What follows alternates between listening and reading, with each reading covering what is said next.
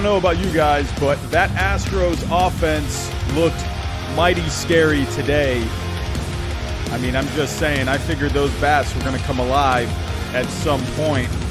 But the Astros take game one. We'll get into that in here in a little bit here. We got the Yankees Rays game one. The Yankees are already threatening in the top of the first. We got a good game on tonight. Let's get into it.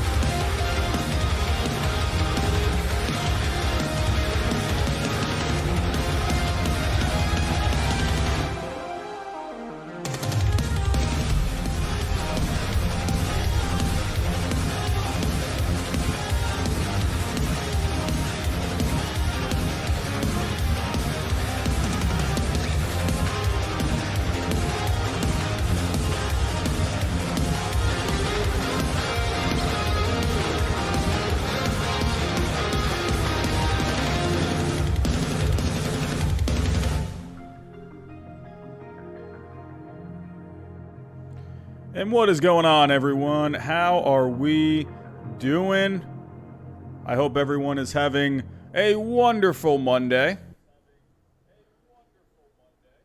And the Yankees have taken the lead here in the top of the first. They have already gotten to Blake Snell. That Yankees offense is alive and kicking. I mean, look at how good they did against the Indians. This is what I'm saying. This Yankees offense is good. You know, this Tampa team is good too, but this Yankees offense is that good. So, how are we all doing? What is going on? I'm seeing 11 people in here so far. I'm hoping we can start getting some more in here rather shortly. We are up to this. The subscriber bar is a little bit off at the moment. We are currently, I believe, at 2,387, 88 maybe. I know we're not too far away from 2,400. So, again, the goal is to get to 3,000 subscribers by the end of the playoffs. It's a bit of a stretch. I'm just saying, it's going to be tough to get there, but I think we could. I think it's possible. So, we'll just have to wait and see how that ends up turning out. Just a reminder for you guys, super chats are on. So if you do have a question or comment that wants to stand out in the chat, those are available. But how is everyone doing? We did our American League and National League Division Series preview last night. Tonight is going to be more talking about the game that already happened with the A's and the Astros, and we'll be watching the Yankees and the Rays tonight. So I'll be a little more involved with the chat tonight. Last night I really wanted to focus on just kind of previewing those series. But yeah, we'll be doing a watch along here together. And but yeah, as of right now, the Yankees are up 1-0. I'm gonna pull up MLB Game Day so we can take a look at the box score and whatnot as we follow this game live tonight. How's everyone doing? We got 13 people in here right now. I'm hoping that can start kicking up here a little bit. We've been doing pretty good with the number of people coming in lately. We've been getting up to around 40 to 50 people a stream. It's been rather nice. So I see James Scott is here. Sports with AJ, Mr. Moderator is here. Also, Mr. Moderator Patrick O'Brien is here. Thank you guys for being here tonight, making sure this chat stays nice and what's the word? Tidy, I guess. Is that the right way to say it? I see Nick is here. I see Yogi Dude is here. I see DMD is here. Chester the Chicken Eater is here. Orioles 2041 World Champions was here, but I guess he wanted to go watch the Trevor Bauer stream, which is more than okay. But yeah. Sean is here. Hello. We got Rafa here. But yeah, we'll be here for the next few hours. I mean, knowing this Yankees offense, we know they like to take a lot of pitches. So we could end up being here for a while tonight. We'll have to see how that goes. But yeah, glad you all could make it. Alrighty, I'm going to go ahead and get my screen shared with all of you. So let's kind of go over this game today with the Astros and the A's. This Astros offense just woke up, and that is a scary thought for the rest of this series. A very, very scary thought. 10 runs. This Astros offense hasn't really been doing very much at all lately. So 10 runs on the board today, and they went up against Bassett today for the A's, arguably their best pitcher from this season, and they really took it to them. If we take a look at the box score for today. Oh, I'm hearing a super chat coming in. Ben, Ben, that's been you this whole time. What is going on, Ben? How are we doing, man? Thank you very much, Ben, for the $5 super chat. Very much appreciated. Ben, I had no idea that was you. I didn't even know. Hello, Ben. Welcome. Hope everything's going well, Ben. But yeah, taking a look today. I thought Greinke was going to get the start today, but they went with Lance McCullers Jr. He ended up not having a good start today, really at all, but the Astros offense really came alive today. But overall, Bassett was just getting hit all over the place. 4 innings, 9 hits allowed in 4 innings. He gave up the 3 runs. They had to go to the bullpen rather quickly. How many pitches did he even get up to? He got up to 73 pitches through 4 innings.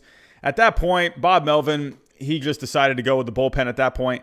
At that point, it was 4 innings. So it was a 4-3 game at that point. So, but once the 6th inning came, that's when the Astros really just started to pile it on. If we take a look at the scoring plays from today, the Athletics, they were scoring early. They had a 4-3 lead heading into the 5th. Chris Davis had the homer. Sean Murphy had the homer. Sean Murphy with a nice year this year for his rookie season. But then the Astros just came alive. Bregman, Correa, both had homers. Correa homered later on in the game. Springer had a big game today. Jose Altuve even contributed a little today. Michael Brantley even contributed. Carlos Correa today, he was just an absolute beast. Couple home runs today. Matt Olson also had the home run early on for the A's. But overall, this Astros offense just completely overwhelmed the A's today. And that's a really scary thought, because this is what I was saying in my stream last night, where don't let this Astros offense get hot, because sure, you can joke around about all the trash cans and everything you want, but at the end of the day, these guys didn't make it to the major leagues with trash cans. They didn't make it to the major leagues with buzzers. These guys are talented. They're talented players. Yeah, sure, using their system that they were using was most likely definitely helping them. Of course it was definitely helping them, but they are very talented players deep inside. I mean, Carlos Correa, he was a number 1 pick.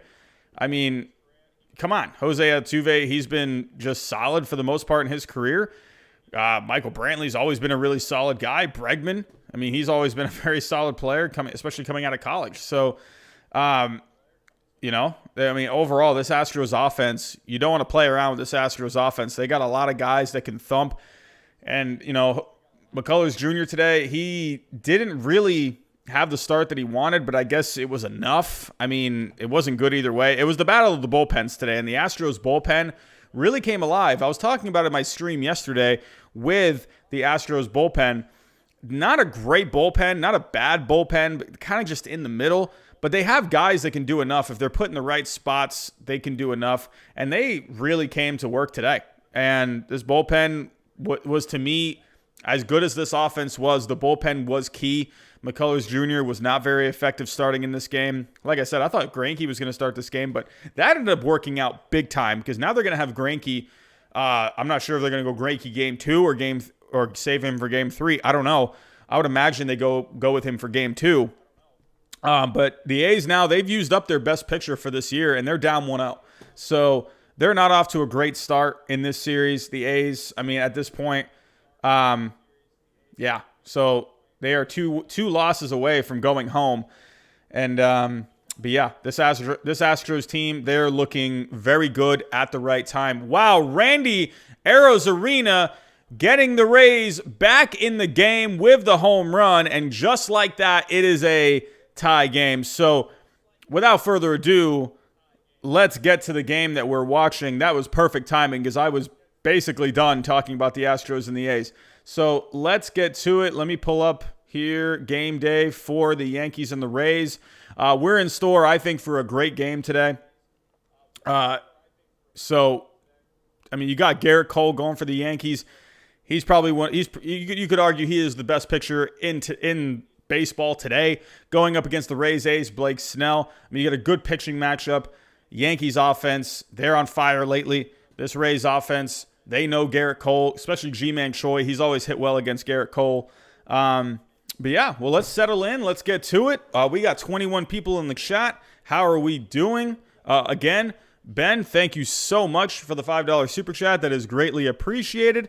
How are we doing? Shadows is here. Chester the Chicken Eater. Yes, he has been coming through lately, and I can't thank him enough for that. Boo Astros, right, Jackson? Hey, at this point, honestly, I think the best thing the Astros can do at this point is just win. Because if you think about it, if they didn't make the playoffs, well, then they would have like that stigma on them where, okay, well, you guys are only good because you cheated. So, but now that they're winning, they got in, they beat the Twins, a very good Twins team in my opinion.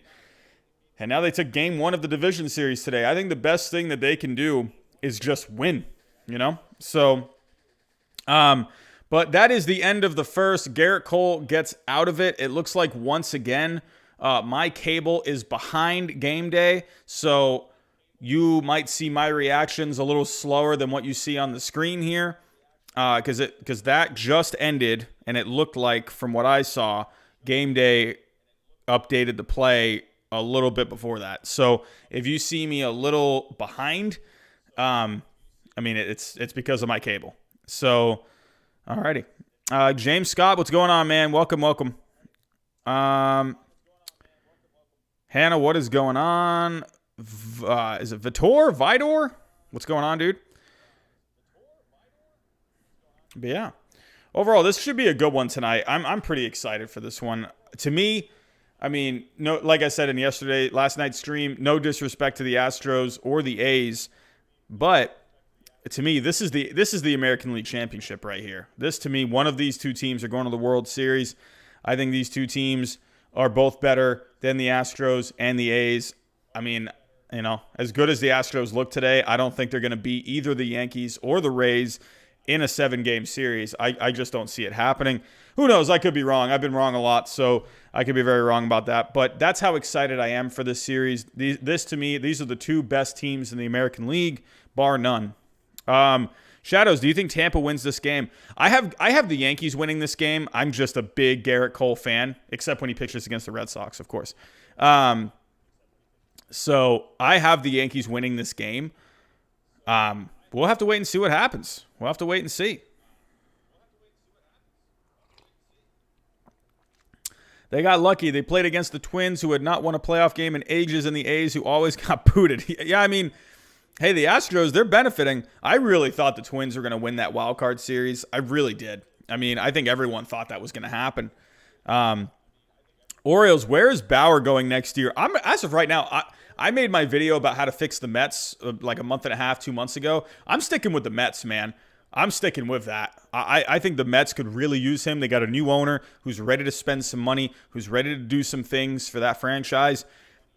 Trevor Bauer with the Mets, I absolutely could see that.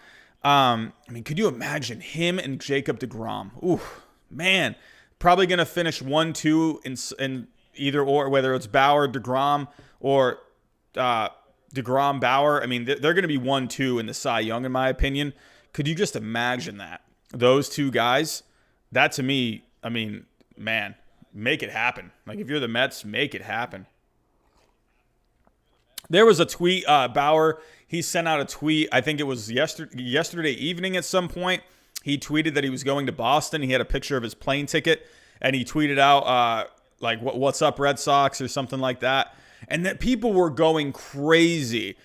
And I'm thinking to myself, what are people getting all worked up over this for? There were a couple of Red Sox Instagram accounts who were like, oh my gosh, wow, what could this mean? What could this mean? And I'm thinking, you free agents can't talk to any teams until after the playoffs, a week after the playoffs are done. So I'm thinking, like, what the heck are these people going crazy for? This doesn't mean anything. I'm not sure what he was going to Boston for, but that did not mean anything. All of Red Sox Nation, even like Jared Carrabis, I'm not sure if any of you know who that is. He's like a Red Sox super fan. He's really big on Twitter. He's on Barstool Sports. But, I mean, he was tweeting at him saying, like, oh, I'll meet you at the airport. And I'm, like, thinking, what the heck's going on right now, guys? So, you know, I don't think you can really trust anything Bauer does on Twitter. He likes to troll a lot. He likes to kind of get people riled up a lot. So, kind of be careful with what Bauer does in the offseason with Twitter. I think he's gonna have fun with this free agency. In my personal opinion, I think he's excited for it. I think he's excited to get wined and dined. That's just my personal opinion. So you're gonna see those tweets where he's gonna be flying somewhere, like he'll go to Arizona or something, and be like, "What's up, Diamondbacks?" You know.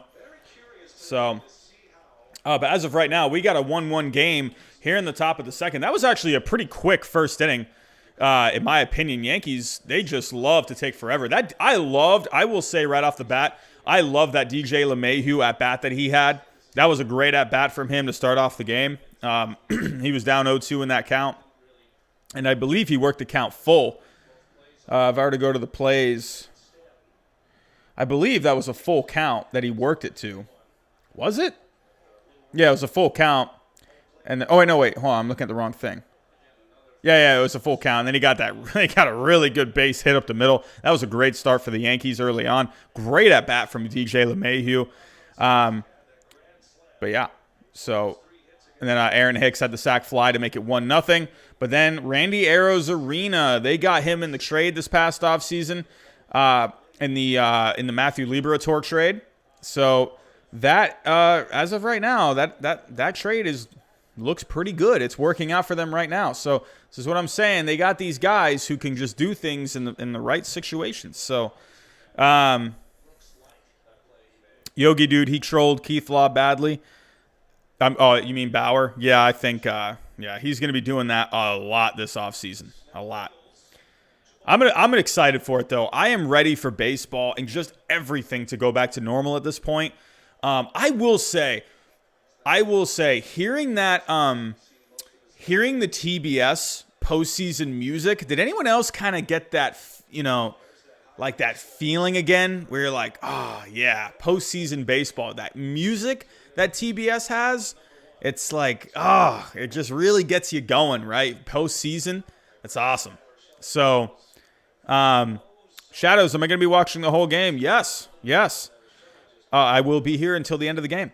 But yeah, overall, this to me, the wild card round was fun, but it just felt so weird to me just because you've never seen like a wild card round like that before. This is probably the first time all season where things have just kind of felt the most normal. I mean, does anyone else agree with that? I feel like, there's still no fans or anything going on, but this to me, this feels like the closest to normal that I have felt all season. But yeah.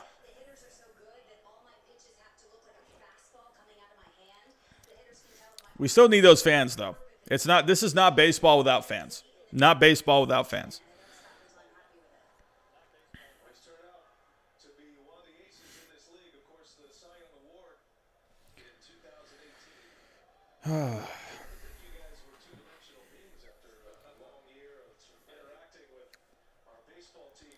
Yeah, Gleyber Torres has not done very much this year. Let's pull up some stats. I want to actually look at some splits, how the Yankees do against Snell. I'm going to pull up Blake Snell. I'm going to look at some splits on him as well. But right now, if we're taking a look at the Yankees from this year, you got a great lineup here. Luke Voit leading in home runs this year. DJ LeMahieu leading the league in batting average. Gleyber Torres. Look out for Gleyber Torres, man. He had a really good year last year. Same thing, Gio Urshela, last year. Really good season last year, and he did pretty good this year. Had the grand slam against the Indians. This lineup, top to bottom, so good, so good. Look out for Stanton. He's starting to pop up with some homers again. Oh, but that is, what was that, a foul ball? I thought that was a line out. But let's take a look kind of at their splits for this year. Whoops. Do we have, here we go, batting splits. So let's kind of see, do they give you against teams? Here we go. So yeah, against the Rays this year, the Yankees have actually not hit very well. They've not hit very well at all. So overall, they've hit .218 against the Rays this year. Only gotten on base at a .301 clip. Only have an OPS of .683. I mean, compare that. Like, look at the Red Sox. Look how good they did against the Red Sox this year, an .862 OPS. Look how good they were against the Blue Jays, a .922 OPS. They were just banging. But when it came to runs, who did they? So they scored the most runs this year off the Blue Jays. They actually scored a decent amount of runs against the Rays. So, I mean, well, granted, they did play the Rays a lot, but against division teams, they scored the least against the Rays. So I think with the Yankees, they've really just they should be happy Garrett Cole's pitching. They need Garrett Cole to keep this lineup at bay as much as possible. Because according to this year, I said in yesterday's stream, you can't really look too much of the regular season stats, but I think you can kind of look at stuff like this where they just didn't score very well against the Rays this year. And a big part of that is their starting pitching and their bullpen. So the Rays just play the Yankees very well. They played the Yankees very well this year, winning 8 out of 10 games. I still, in my opinion, don't really think that means too much, especially when you go to the postseason. I mean, sure, they had their number this year, but when you get to the postseason, it's a new season at that point. Different matchups. It's just like a completely different ball game. So yeah, I want to like kind of take a look. Let's take a look at Blake Snell. So Blake Snell this year, I believe he had a couple of starts against the Yankees. So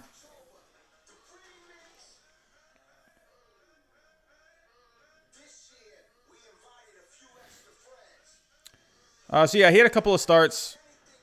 I mean, for the most part, did pretty good. I mean, it's combined for a total of 8 innings, 3 earned, 8 strikeouts. So, I mean, I think Blake Snell's going to do fine today. I think he'll give up a couple of runs. But let's go to Garrett Cole. Let's kind of see how he's done.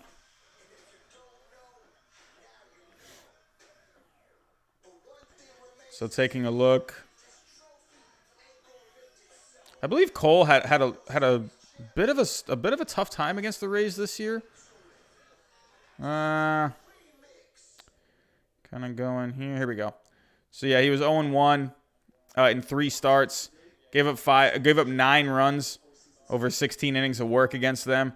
So, I mean, this team, they like going up against Cole. He actually did the worst against, well, if you don't count the Braves. He had 1 start against the Braves. But, out of those teams where he went up against the Orioles 3 times, I mean, you can obviously see that Orioles team did not fare well against him. But against the Rays, wasn't really the same against the Rays. But he did still strike out a lot of guys. So he had almost 15 strikeouts per night against the Rays. To me, that's a good sign for the postseason. I was saying last night, love strikeouts in the postseason. To me, you got to have that ability to be able to strike out guys, especially in the postseason. You're facing better hitters more consistently. So, yeah, this is a decent sign for me, seeing those 15 strikeouts per 9. But yeah, overall, I think we're going to see a pretty decent matchup tonight. I feel like, I don't know why, I have a feeling this might come down to the bullpens, because Snell and Cole, man, they're just good.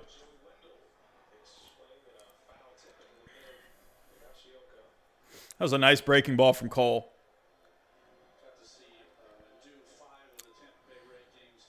On game day, it's already saying he's out. I mean, he's still up to bat. So, Apologies, everyone. I mean, my cable is just not in line with real time. Oh, what a play from Urshela.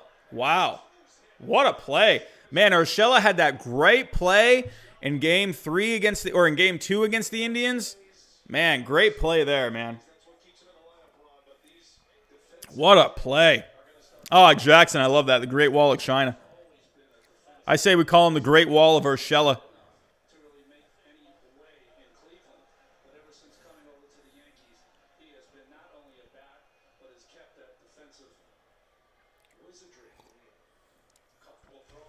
Man, can that be a nickname? Can we call him that? The Great Wall of Urshela? I think that's a pretty decent nickname. I mean, I've seen 2 amazing plays from him this postseason. I think he deserves some kind of a nickname. Mets fans are spamming in Bauer's stream. Dude, man, if you're a Mets fan, you want Bauer, man. Well, you want Bauer. I mean, I think a lot of teams would want Bauer, but I think the Mets, yeah.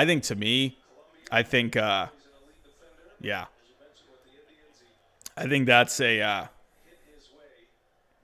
fit. That's a good fit for me. I'm actually taking a look at Bauer's stream now. Wow, he's got 2,000 people in the stream. Crazy.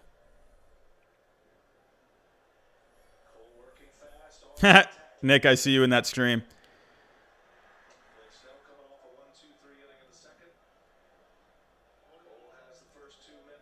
What I like about Bauer is he just loves pitching. Loves pitching. Absolutely loves it. And to me, he's probably having a field day talking about this. I got to watch Trevor Bauer a little bit more. I really do.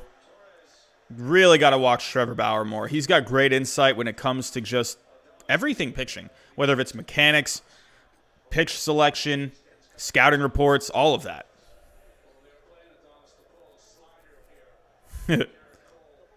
Nick, you're going hard, man. Going hard. I see you in there. Hey, Nick, tell some people to come in here, man. Tell some people to come in here. But yeah, I'm hopping out of here. I like me some Trevor Bauer, but we got to focus on this stream.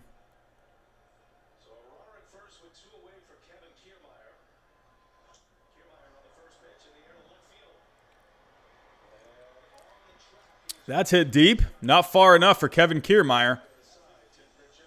And I'm glad Clint Frazier's playing, man. I'm glad he's playing. He's been really good this year for the Yankees. He should be getting playing time. Definitely get Clint Frazier out there. Mets are trash. I only hate them because of Mark's bias. I mean, to be honest, like, I don't know. I like Mark's passion for the Mets, but I think sometimes he just kind of, I'm not sure. I don't want to talk for Mets fans, but I almost wonder if Mets fans like kind of, they look at Mark just kind of predicting the Mets to win every single year, and then I do wonder how Mets fans feel about that. 2021 prediction: Mets win World Series. DeGrom, Cy Young, Pete Alonso MVP. That's rather ambitious, Jackson. Rather ambitious. Robbie, can you go up to my comment a little bit? It's a bit longer, not that far up.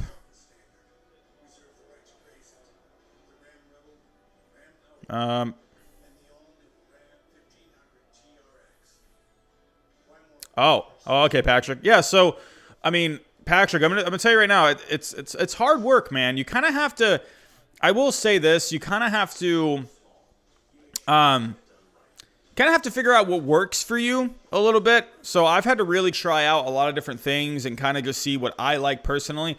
I use my iPad. I use a video editor called LumaFusion on the iPad. I like LumaFusion. You're gonna hear a lot of people suggest like Final Cut Pro.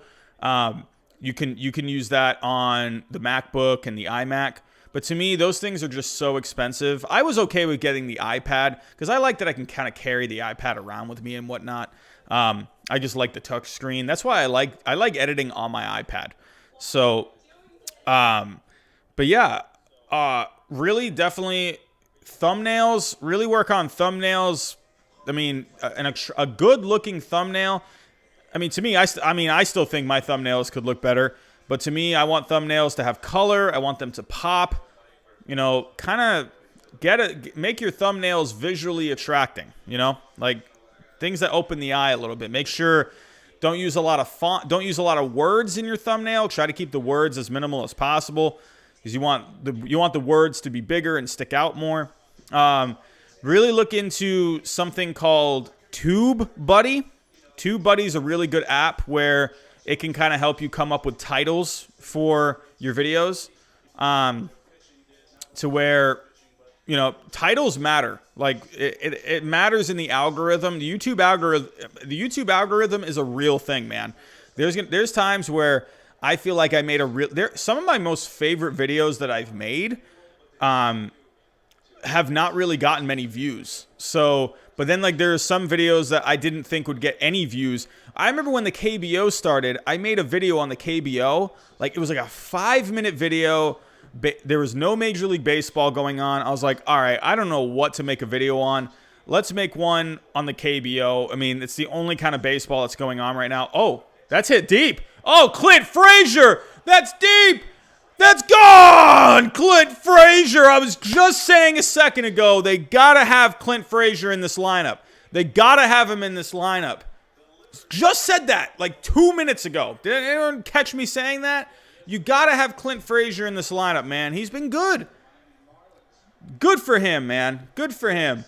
He's been a good player this year. Yankees up 2-1. Yankees are up 2-1. Was just saying that, man. Just saying that. But yeah, Patrick, real quick. Yeah, so I made a video on the KBO. I did not expect that video to do anything. I made that video out of like boredom, and I also thought it was interesting too. I was like, all right, let me look into this league. I'll do a little bit of research on it.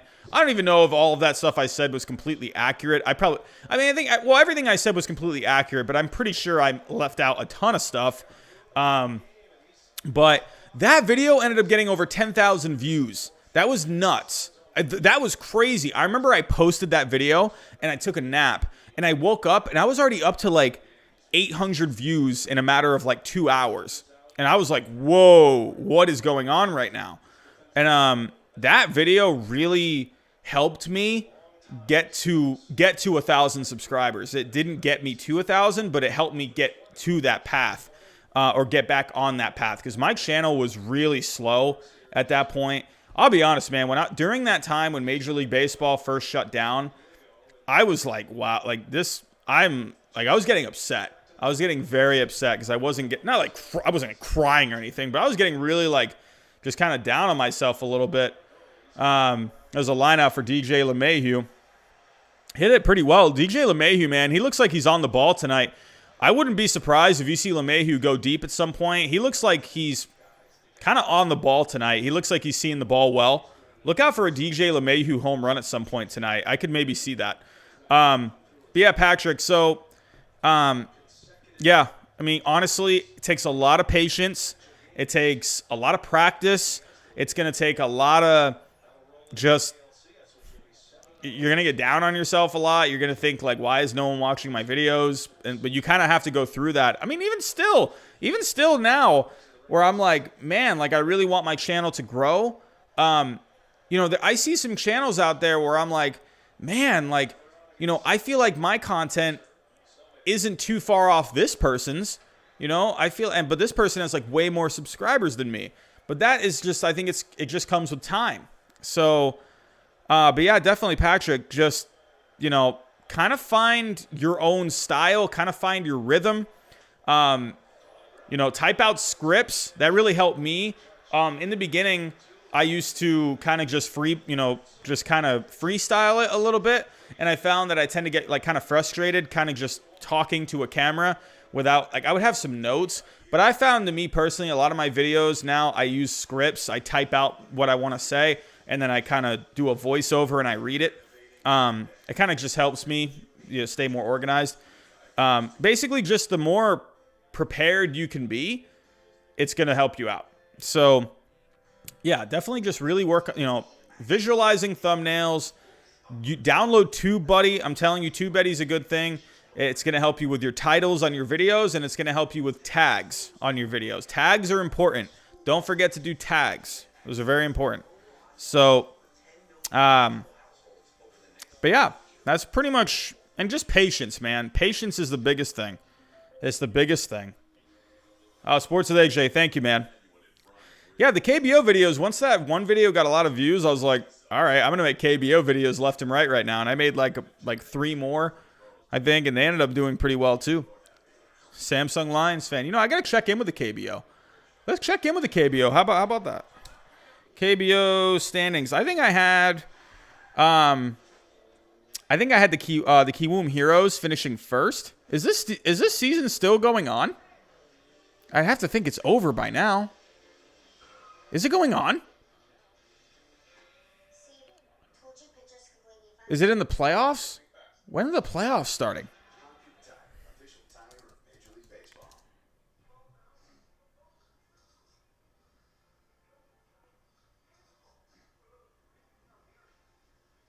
When are the playoffs starting?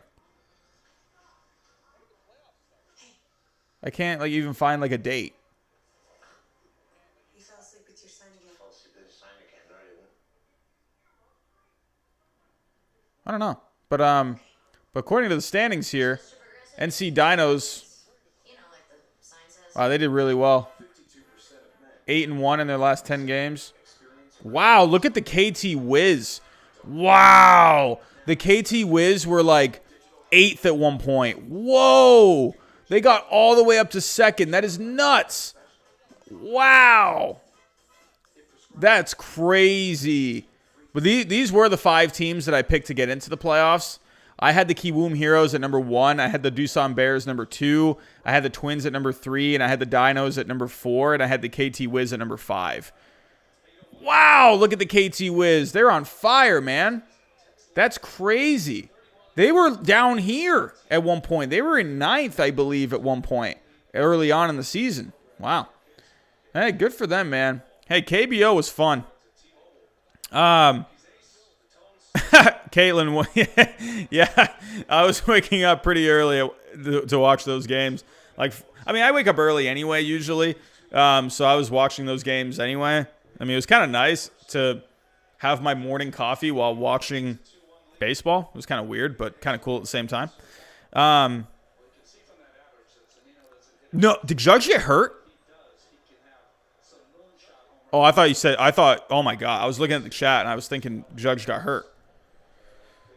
Nick, I think you said something earlier. I apologize. Robbie, I can tell you, us Mets fans love our team, but they disappoint us every year. Yeah, man. I mean, the Mets, hey, that's a passionate fan base. I could definitely see that. Definitely can see that. So, but as of right now, if you are just coming in, we are watching the Yankees and the Rays. We're having a watch party. We're talking baseball tonight. Yankees got a 2-1 lead. Clint Frazier just had the home run to give the Yankees the 1-run lead. And right now, Garrett Cole, he hasn't done the best against the Rays this year, so he'll definitely need some run support tonight. But I think Garrett Cole, postseason Garrett Cole is a different animal, man. It's a different animal. BZ Baseball, sounds like Toronto. They know you. Look at the lineup Montoyo puts out. Please go for MLB when you retire. Bauer for commissioner. Just asked Bauer this, but he didn't respond. You thought, hold on, BZ. Wait, what are you asking me, BZ Baseball?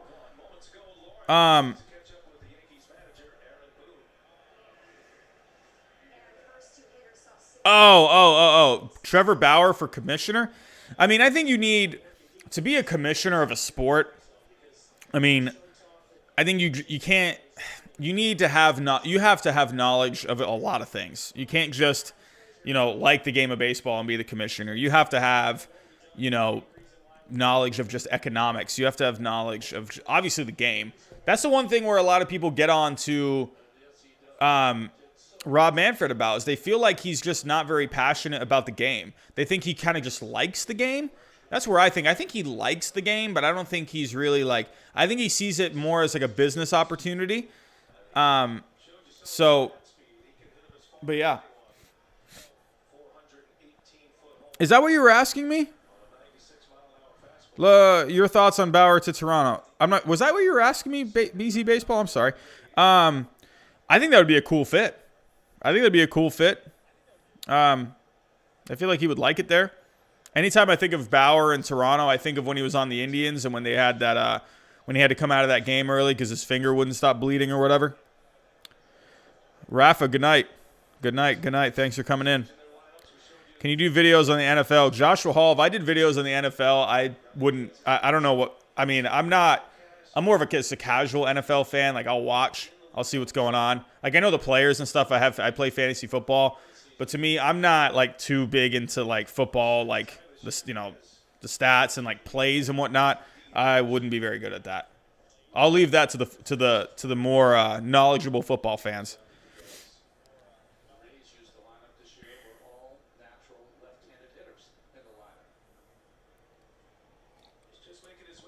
Yeah, that would be a disservice to the NFL community if I was doing videos on the NFL. I was gonna do when I first started. If Patrick, you are here. You're asking me about my channel. When I first started doing a channel, it's funny because Sports with AJ commented on my like very first video today. My very first video, one of my very first videos.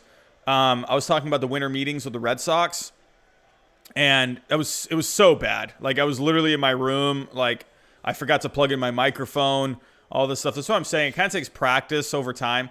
But my channel originally was going to be just a Red Sox channel, like just the Red Sox. And I was doing just Red Sox videos. If you go far back into my channel, they were mainly just Red Sox videos, like the first like 10 or so or something like that. But then I started realizing, like, oh, you know what? Maybe I should start focusing more on baseball, like Major League Baseball.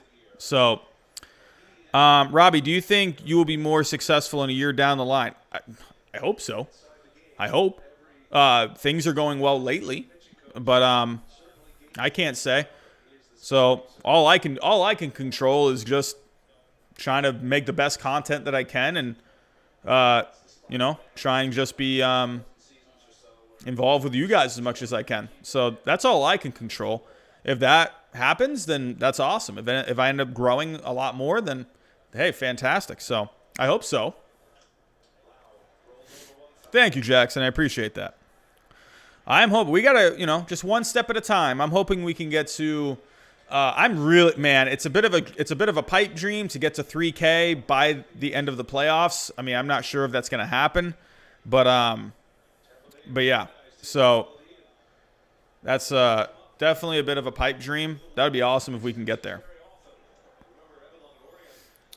It's funny you brought up football earlier. I have a few guys going tonight in fantasy football. I got to check on that. Has the game even started?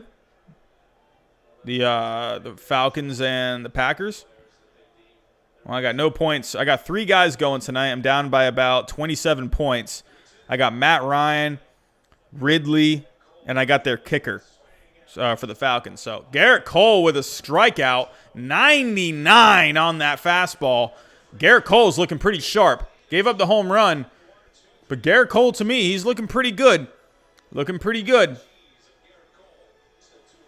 I love that postseason TBS music, man. That's postseason baseball right there. Love that. But yeah, if we're looking at Garrett Cole so far, 3 innings, 2 hits allowed. He had the home run allowed to Randy Arozarena, 3 strikeouts. Garrett Cole's looking pretty sharp, if you ask me. 43 pitches through 3 innings. Him and Snell right now, I'd say, I mean, besides the home run, this is a pretty close game, if you ask me. But let's take a look here. I want to take a look at some deeper stats a little bit with Blake Snell. I was actually watching a video today. If you guys know Jomboy, I noticed he's starting to do some newer videos, like very short videos, where it's talking about stats that are important, but not really like that important. They're kind of just interesting stats. He said Blake Snell is not very good on 2-1 counts. So if you actually look here, Blake Snell on 2-1 counts. So this is the credit for this goes to Jomboy If you go to his channel, he has the Talkin' Yanks channel, and he also has Talkin' Baseball. He's the guy that does all the breakdowns and whatnot. He did the Astros cheating breakdown, but he actually pointed out today that Blake Snell on 2-1 counts is not very good. So guys are hitting 300 on him in 2-1 counts. Actually, 1-1 counts, not very good either. So, but he's given up 3 home runs on 2-1 counts. That's what he was saying. 3 home runs on 2-1 counts. First pitch, he's actually given up a couple of home runs on the first pitch. So, after 0-1 counts, he's actually not been all that. He's given up a lot of home runs after 0-1 counts. So, yeah, very interesting when you look at these. You look at these breakdowns of the pitches. What does he seem to do the best on? Let's see. What has he had the most of? So when he falls behind the batter, they actually do pretty well against him. When he falls behind, batters have a 977 OPS against him. So if he can stay ahead of hitters today in this game, then I think he's going to be more successful than not. When he's ahead in the count, he does really well. So he had 31 strikeouts when he's ahead in the count. Guys have only hit 179 against him when he's ahead in the count. But yeah, so definitely look out for those couple of things there. Don't fall behind. That's kind of the key for him. If he falls behind, he's more likely going to get hit. But if he gets ahead, he's going to be successful. So, Robbie, what's your second favorite team? I'd probably say the Cubs, honestly. I think I've mentioned that in a couple of streams. Oh, wow. Oh, good hit there. Good hit there. Was that? It was Luke Voit. Wait, was that Aaron Hicks? Oh, it was Aaron Hicks. Sorry. That was Aaron Hicks. I was about to say, that didn't look like Luke Voit. Aaron Hicks with the base hit. So the Yankees got something going here in the top of the fourth with Luke Voit, the home run leader on the year. So definitely a good spot here for Luke Voit. Luke Voit here. Let's take a look at Luke Voit. Let's kind of look at Luke Voit, breaking him down. Here we go. I want to take a Luke Voit, kind of how he's done in certain situations this year. Splits. Does it tell you if he have like one runner on? Let's take a look at what he does, where he does the best in counts. He actually does the best in 2-0 counts. Actually, what does he have the most home runs with? Man, Baseball Reference is solid, man. They give so many different splits. Even counts, he's actually had the most home runs on even counts. So when you see an even count with Luke Voit, definitely be on the lookout there because that's where he has the most home runs. With 2 strikes, he has a decent amount of home runs with 2 strikes. But if we look at batting average, the situation that he's had, only 6 at... Oh, that one looked pretty good. But he has his highest average in 2-0 counts. He's only had 6 at-bats. That's crazy. He only had 6 at-bats with 2-0 counts. Huh. Interesting. But yeah, how does he do an 0-2? Did I look at that one already? 0-2 counts. Yeah, we looked at that. He doesn't do very good in 0-2 counts. So, but yeah, he's got a kind of home runs in all these different situations, man. He's just had a lot of them. So, but taking a look. So right now, this is a pretty, I'd say it's like low to medium leverage. He does really well in low leverage situations. If we take a look at kind of what leverage is all about. So does it give a breakdown here? I don't think it gives a breakdown.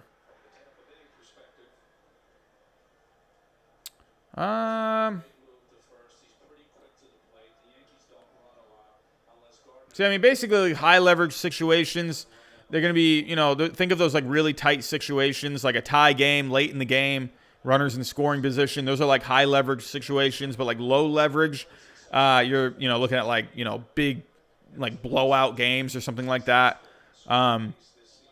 So medium is like kind of like maybe like a tie game or something. There's like no runners on, maybe like in the 5th inning or something like that. So, Luke Voit right now, how does he do? Does it say like how he does with like one runner on? Oh, bases occupied. Okay. So when he's got a guy on first, so what do we got right now? It's no outs. So first and no outs. He's had a home run in this situation. So, but yeah, Luke Voit, man, he's just been so good this year. So good. He does just good in like a bunch of situations. So, yeah. Luke Voit to me is a game changer. The Yankees, I think, really missed his bat last offseason where he was dealing with some injuries. He was just, kind of stunk for him.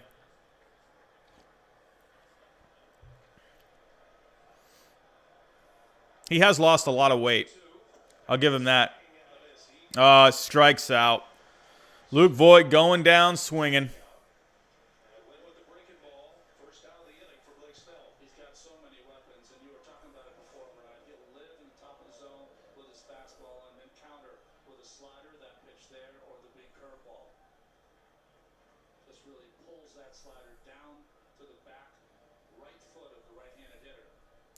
BZ Baseball, I'm just seeing this comment. Agreed. It's funny. So what are you guys talking about? What are we guys talking about? No, Jackson, I am not related to Brandon Hyde. I am not. Samsung Lions going to get better next year, I'm telling you. Yeah, man. They were doing okay this year with pitching early on.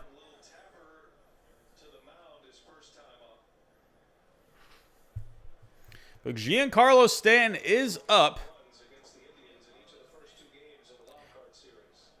So he had a couple of home runs against the Indians in the wild card round. Definitely look for Stanton, man. I mean, especially in this park. I think, Stanton, I mean, he's not going to have any problems in this park. So I'm not worried about Stanton in this series as long as he just stays healthy. That's the biggest thing for Stanton, honestly. Just be healthy. That's all that matters for him. I mean, goodness gracious, the guy just can't stay on the field.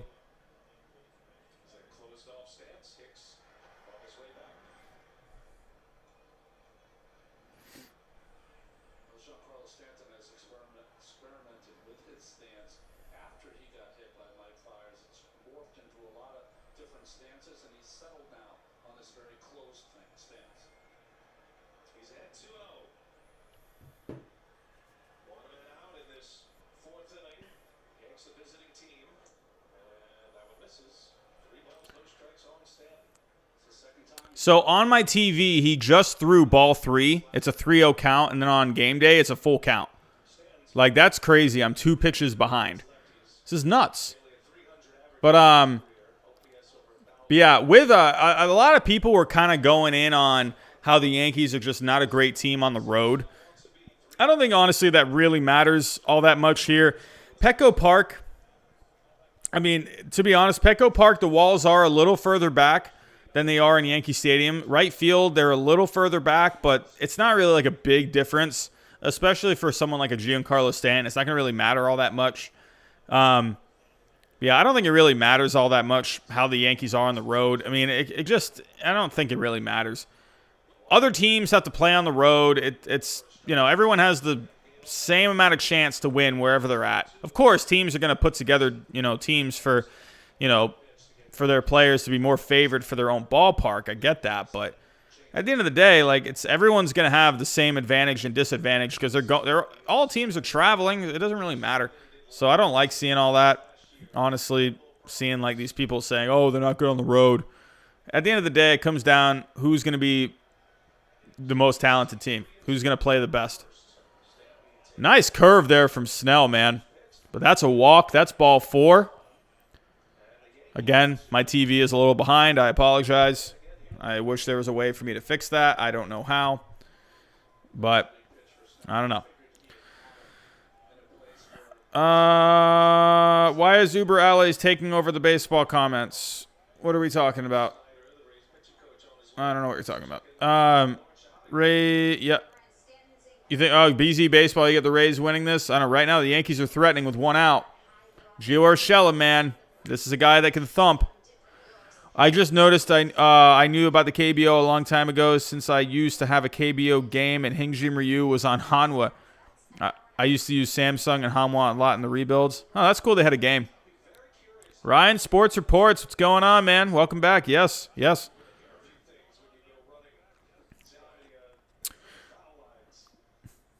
Gio the Wall Urshela. I love it. You know, this game has actually been moving pretty well for the most part so far.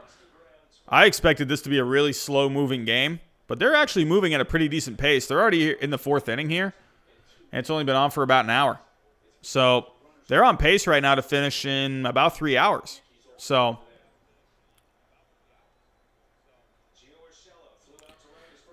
Yankees are playing smart. Get Snell's count pitch up and bring out the bullpen early so they can tire them out for future games. I'm just saying, I think if the Yankees, I think Blake Snell, what the Yankees do, as long as Blake Snell can throw some strikes, the Yankees are very good at working counts. They're very good at working counts. So, and we just looked at the stats a little bit ago with Blake Snell. When he falls behind, he doesn't do well when he's behind in the count. So, a lot of pitchers kind of are the same way, but hey, as you can see with Snell, when he falls behind, he tends to give up some damage. So if he can just stay ahead and just throw strikes, get ahead of these guys, he's going to be fine. But right now, I feel like you could see the Yankees, they could get to him at some point. If they keep getting guys on like this, I think it could only just be a matter of time before they bust it open. So that's the one thing about this Yankees team. They will be patient with you. They will work counts. Man. Red Sox got a steal with Blaze Jordan. I mean, we won't know for sure. I mean, hey, it could end up being a steal. Who knows? He could end up being a complete bust. We don't know. He's got the power, but he's got to be able to hit the ball. Major league pitching, I mean, it's not easy. I think he's in a good spot, though. I think he's in a good spot. Red Sox do well with position players. Yeah, James Scott, man. They don't just got guys that can thump. They got guys that just tire you out. Look at what they did with Carlos Carrasco. Carlos Carrasco was pitching his butt off in that game, and then he came out and then just, goodness gracious, he just ended up getting chased from that game. So they were just working him. And look at what they did with Bieber, man. They were working counts really well. They hit the pitches that they needed to. They waited for their pitch. This Yankees lineup is good, man. That's what I'm saying. Like, they've had their struggles this year. They've had their ups and downs. But I knew if they kind of were playing all right going into the postseason, I think they're fine. It all comes down to matchups, man, in the postseason. It all comes down to just how you execute. That's what matters. Doesn't matter really all that much if you're hot coming in. Doesn't matter if you're cold. As long as you just put the right people in the right places, in the right situations, play your matchups well, execute. That's what matters. Oh, that ball bounces away from him a little bit. That gets away. I know that's probably, you've already saw that about 10 seconds, 20 seconds ago, but it's crazy because that's not because of my stream. It's not because of my live stream here on YouTube. It's because of my cable. My cable is just slumping, man. I might have to call this cable company and see if there's something they can do. See if they can reset my cable, or I don't know. I got to call them because it's so behind. I don't know if they can even do anything. But Joshua, do I play the show? I haven't played recently. I've not played recently. Got that PS5 coming out, man. Got that PS5. I wonder how MLB The Show is going to do with that. Yeah, man. James Scott. Definitely just approaching the ball well. Patience, right? Walks. Yeah, man. The Yankees are top notch. And and they do better under pressure. Let's actually take a look at the Yankees when it comes to situations with runners in scoring position. Yeah, I've been playing around a lot with this the splits leaderboard on Fangraphs. It's pretty cool. It really confused me in the beginning, but once I kind of figured out where everything was. So, like, for instance, just runners in scoring position. Let's say, I don't know, 2 outs with runners in scoring position. Let's see how the Yankees do. So, team. So, right now, the Yankees, they were 9th. Well, actually, no, hold on. They were 5th with runners in scoring position with 2 outs. They were 5th with a 258 average. RBIs, they were 4th. So, Dodgers, Padres, even the Giants. Look at the Giants. Giants are really good with runners in scoring position with 2 outs. If we look at, like, high leverage situations, I mean, this is as high leverage as it gets here. Where are the Yankees? Am I just not seeing them? Oh, they're right. Oh, yeah, they didn't do very well in these situations. Let's just say high leverage. They actually rank RBIs. Okay, let's take a look at average. They were 12th. They're decent in high leverage. So, if we take a look at more of the advanced stats, WRC plus, high leverage situations, they ranked 17th in that. But let's go like an on base. 14th. They've done well, and they've done okay in high leverage. Not the best, not the worst. It's funny, you see like teams like St. Louis in like high leverage situations. Let's add runners in scoring position there. Yeah, again, Yankees are still, not that great. I don't know, but I don't know. To me, the Yankees, they just work counts, man. They just work counts. They tire pitchers out. Trust me, as a Red Sox fan, I know how they can tire a guy out. You feel like you look at a guy, on the Red Sox, in recent years, he'll already be up to like 70 pitches, and it's only like the 3rd inning. It's like, what's going on? That's why the Yankees-Red Sox games, they take so long. It's because they have similar approaches when it comes to the plate. Both take a lot of pitches. That's why their games take a long time. Oh, okay. It's the approach and tools. So, James, where do you look up all that stuff?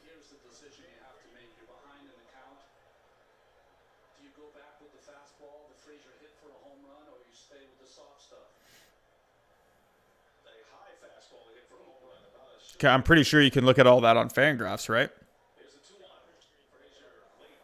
If I can go to the Yankees.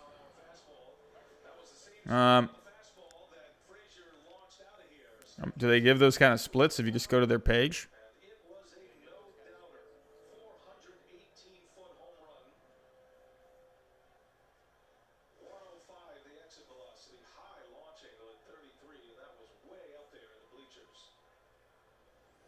But the Yankees got the bases loaded right now. Bases loaded. Oh, and it says Frazier struck out. Gosh, I hate how slow, man, this cable is. And he strikes out in a foul tip. Wow. Blake Snell really got out of a pickle there, man. That could be a momentum shifter right there. Getting out of a jam like that, that's crazy.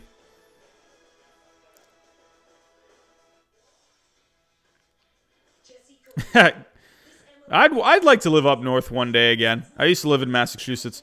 You got to look into a player is aggressive or patient, how that is working for them. I see what you're saying. Ah, okay, swinging. Oh, okay. Like how much they chase and whatnot. Yeah, I'm pretty sure you can actually look up those kind of stats, right? I think you can actually just look that up here, right? That's one thing I want to look more into. It's like under plate discipline, I think, right? I don't want to look at that. I want to look at team. Yeah, here we go. So, take outside swing percentage. So, yeah, the Orioles, they had the most, where they chased a lot. But the Yankees, okay, so I see what you're saying, James. Thank you. They ranked 2nd here. Very good. Very good. So, They chase the second least behind the Dodgers, and that's what makes the Dodgers so good at the plate as well. So if we take a look at zone swing percentage, I mean, the Braves, they swung at pitchers inside the most. So that's why that Braves offense, they're not just good, they're very aggressive as well. You got to look at each player. Well, I'm going to do that right now. I'm just going to look at the team just to get an idea. So the Yankees, they don't swing too much in the zone. They're kind of more in the middle of the pack here. Let's take a look at outside the zone contact percentage. That's interesting. Astros. Yankees are 20th there. Taking a look at inside the zone. Yankees are 12th here. So they make the 12th, at least this season, they made the 12th most contact inside the zone. So, pretty good. So, but yeah. As we all know, the Yankees, they have a tough offense. I see what you're saying. It's interesting, man. That's what I'm saying. I'm still learning a lot just about these advanced stats. I remember when I first started making videos, I actually used to be like, I remember when I was doing my videos when I was like covering teams and whatnot in the early going, I was talking about like errors and stuff like that, fielding percentage, and I had people commenting on my videos like, fielding percentage, you're using fielding percentage, like blah blah blah. I'm like, huh? Like, what's wrong with fielding percentage? And then I started learning about all these other different things to look at. And I was like, wow, there's a lot of advanced stats, man.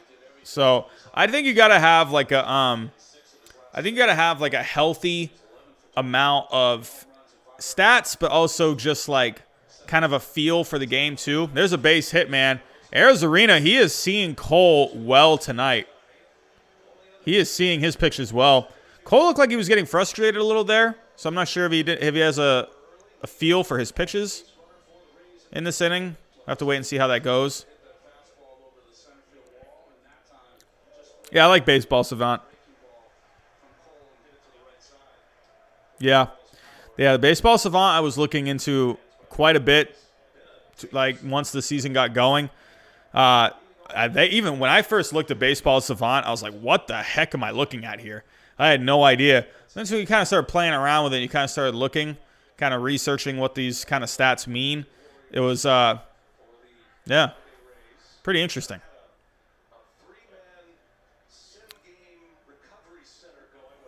Robbie teaching St. Louis, man, that'd be fun. I don't know. I do wonder if I'll live in Orlando for the rest of my life. I don't know. There was one point I went to Boston last year. Took a little weekend getaway, and I'll tell you, man, dude, Boston's so nice, man. I don't know. I mean, I don't know. I don't know if I could ever do that move. Those winters, man, they're cold. They're cold. That's the one thing about Orlando. Florida, it gets hot here, man, but like, dude, the winters are so nice here. They're so nice. So, winters, man, up north, brutal. But then it's like it's kind of with Florida, you kind of make it through the heat to have those like that nice winter time, where it can get a little chilly, but nothing like crazy. But it's kind of like up north. You got to kind of make it through the tough winters to get that nice spring and the nice summertime. Even spring, it gets a little nippy up north, man.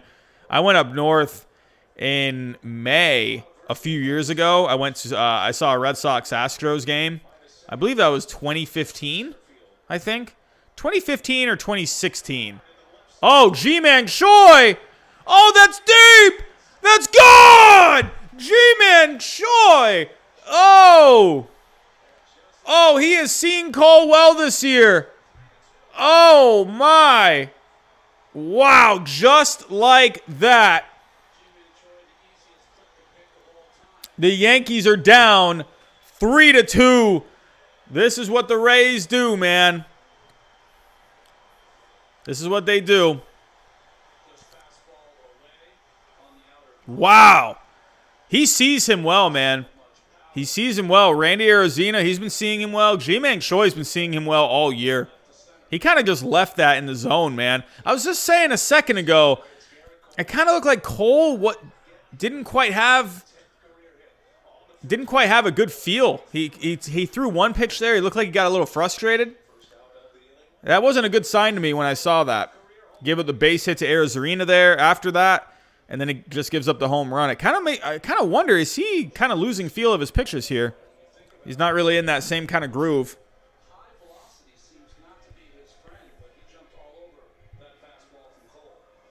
Yeah, I've thought about moving to Florida. It's expensive in Boston, too, I've heard. That's the only thing, man. Moving to a place like Florida's tax-free. There's no state tax, so that's kind of nice. But, yeah. Well, that was a nice change-up there from Cole. Nice change-up. But, yeah, and that's why I kind of worry about moving to a place like up north because you have the state tax and whatnot. But, yeah. Man, the Rays right now, it says here they got a base hit on game day. I'm telling you, Cole, when I saw that he got a little frustrated there in the beginning, there was one pitch he threw where he kind of made a face. He kind of got a little frustrated with himself. He hasn't looked very good. He just gave up a base hit. So, to Joey Wendell, a sharp line drive. So, yeah, Cole, I don't know. He's not looking the same here. Looks like something maybe, I don't know if it's something off with his mechanics or something. But he's not looking the same. I don't know what was going on there. I wonder what was going on with that one pitch.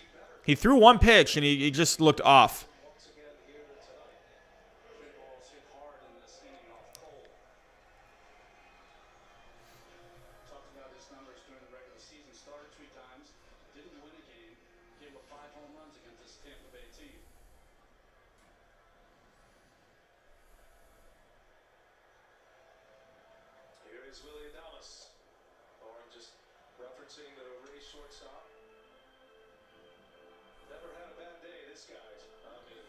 Willie Adames, he is up.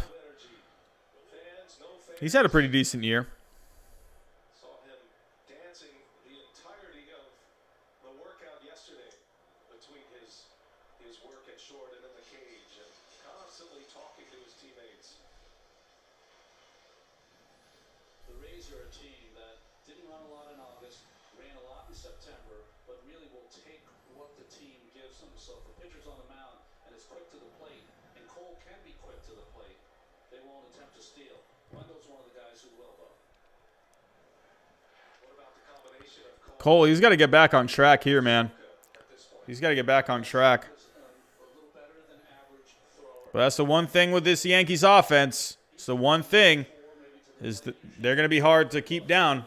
So he can give up a few runs, but you know, I think this I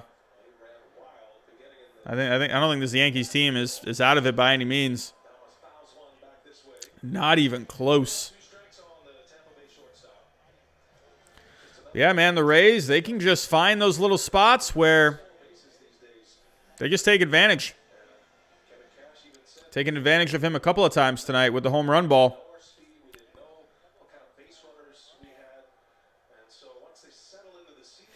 Arena's hit him well so far tonight.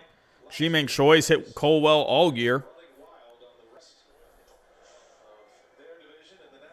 Jackson, you're thinking too many fastballs. Yeah, Cole. Let's go take a look at Cole on Baseball Savant.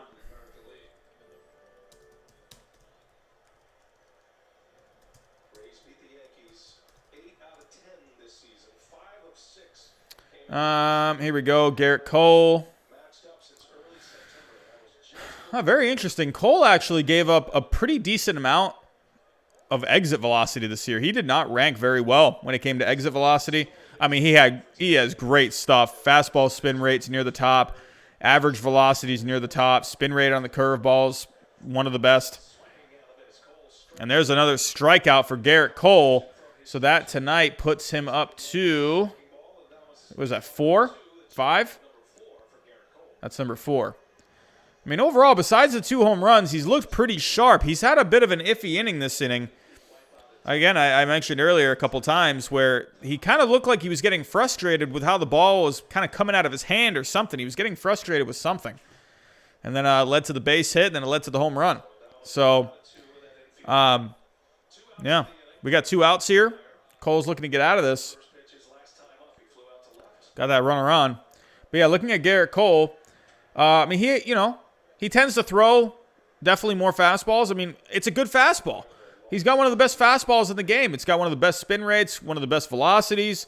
He's got a great fastball. So I understand why he uses it. Uses a slider, second most. That's definitely his best off speed. And he mixes in the changeup. I mean, if you take a look at kind of how his pitches rank movement-wise, I mean, this four-seamer, I mean, it definitely has some of the best movement, definitely some of the best life. Taking a look at the curveball, that curveball actually did pretty well this year. Slider this year. Actually, his fastball has so much life on it, it moves both vertically and horizontally. Look at where his fastball ranks, like movement-wise. That's crazy. His fastball has so much life that it moves up and down. That's crazy. But yeah, slider, it was okay this year. I mean, just look, his off-speed stuff hasn't been as crisp. If you look at 2019, look at how much his curveball moved. Oh wait, hold on. Look at here, curveball vertical movement. His curveball moved a lot more last year than it did this year. So definitely ranked much better last year. Taking a look at the slider. I mean, the slider moved better last year compared to this year. So this year, it looks like I think the problem with Cole, his fastball's still there. He's still, I mean, honestly, his fastball, you could argue, has been even better than it was last year. So, I mean, last year it averaged 97.1. This year it's averaging 96.7. So you could definitely argue fastball's, you know, it's a tick slower this year, but he's getting more just life on it. But yeah, when you look here, compare it with the off-speed stuff, his off-speed stuff hasn't been as crisp. I mean, he averaged on the curveball this year 9.7 inches of break, where last year with the curveball, 11.7. So he's averaging 2 inches less on his curveball this year. When you look at the slider, taking a look at the slider, oh, wait, that's horizontal. I want to look at vertical. Hold on. Vertical, yeah, so same thing. Vertical, so 55.6 inches of drop last year for the curveball. This year, 50.9. But looking at the slider, 4.9 inches of break on the slider. And then this year, actually, the slider's been kind of similar. Oh, yeah, actually, yeah, if you look, yeah, it's almost dead similar. Horizontal movement. The curveball hasn't been as crisp, though. So, he definitely, yeah. He's definitely got to get those off-speed pitches going a little more. He actually did get frustrated on an off-speed pitch there, so I wonder if he knows that too. I wonder if he knows, like, man, my off-speed pitches just haven't been that good this year. And, like, when he really needs it, it's, I don't know. I don't know if he just got frustrated because of that. So, but yeah.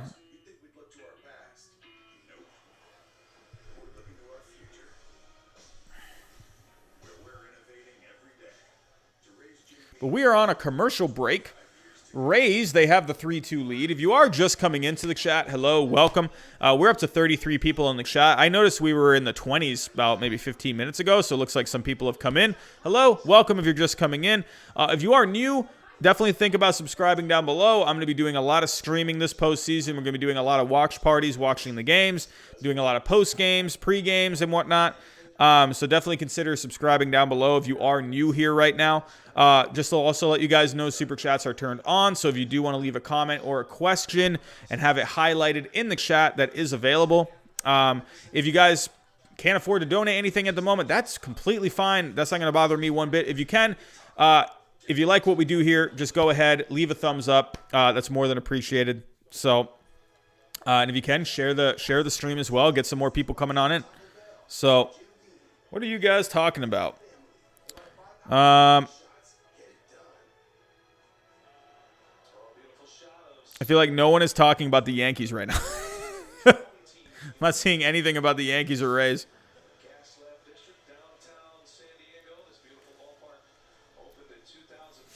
But yeah, Jackson, he tends to throw a lot of fastballs because he has a good fastball. So, but yeah, he definitely needs to hit his spots.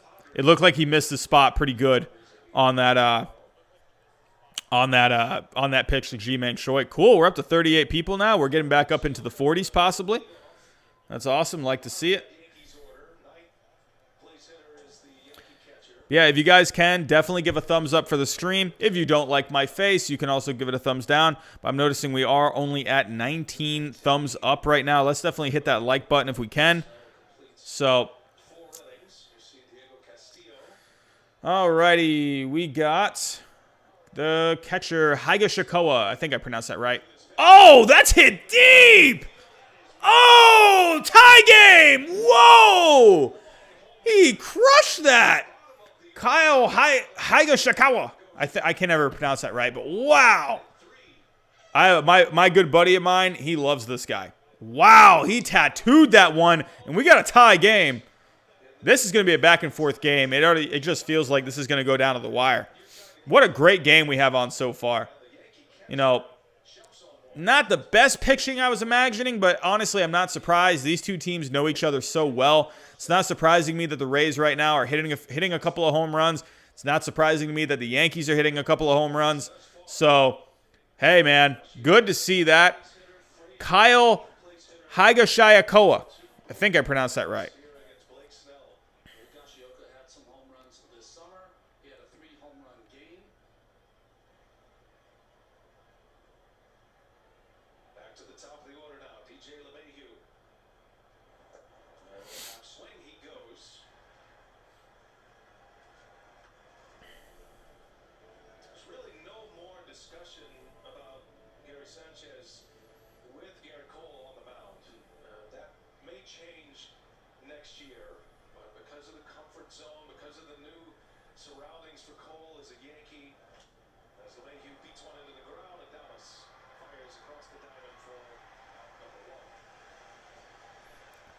Higashiokoa, okay.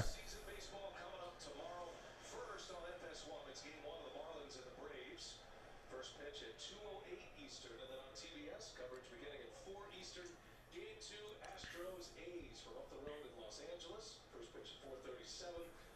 Then Ronnie Lone and I will be back here for Game 2, Yankees Rays. 8:10 p.m. is first pitch Eastern. And then FS1 will bring us. But man, just like that, we got a new game. Just like that, we got a new game. Oh, Aaron Judge rips it. That's gone! And the Yankees have taken the lead back again. And the Yankees are up 4-3. We're getting home runs all over the place tonight. Aaron Judge with a laser to left field. Oh, my. The Yankees are getting to Blake Snell here. But, man, all of these home runs, there's not many bases, not many guys on the bases. See, we're seeing a lot of solo shots tonight. A lot of solo shots.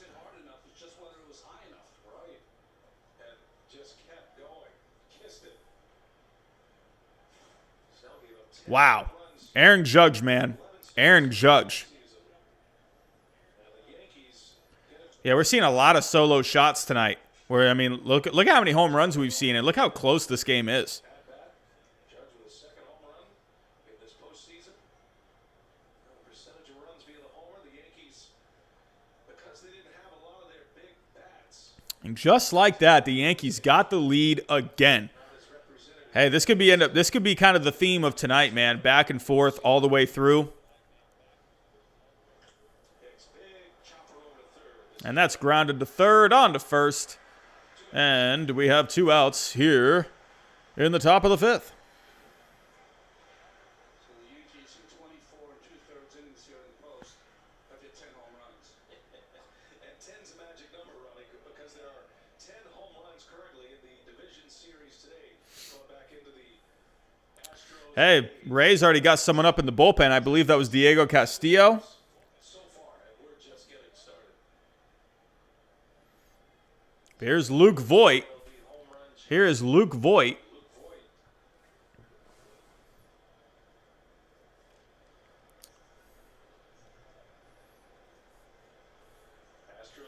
Top of the 5th here, 2 outs. The Yankees have retaken the lead with a couple of home runs with a Kyle Higashioka home run and the Aaron Judge home run. Oh, Luke Voit, he goes deep a little.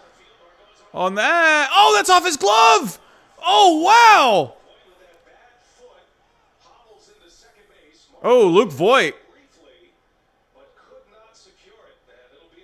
Luke Voit with the double. How's his foot? He looked like he was kind of hobbling a little bit there. Wow. Manuel Margot. That's usually a play you see him make. Wow. You usually don't see that with Manuel Margot. Wow. Usually don't see that with him. He is very good defensively. Wow. Like Snell, like he couldn't even get mad at him because like he has just been that good defensively this year. Wow. It just hit like the palm of the glove and he couldn't really secure it. Wow.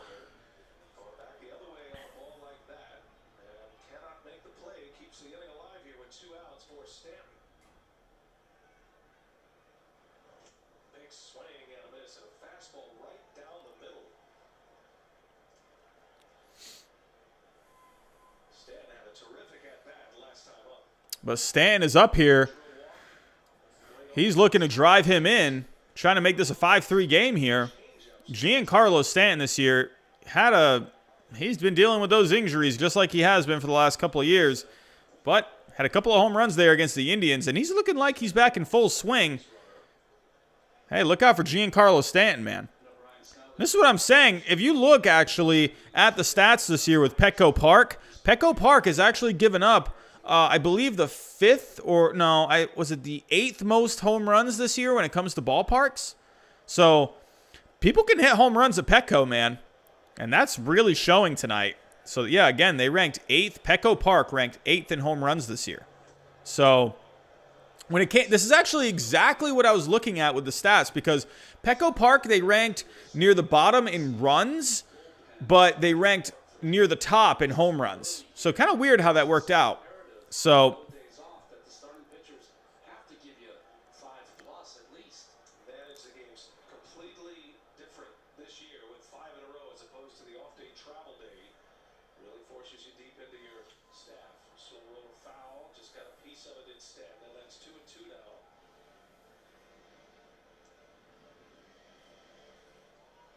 High pitch count for Blake Snell. Doesn't have the command that he would like here today.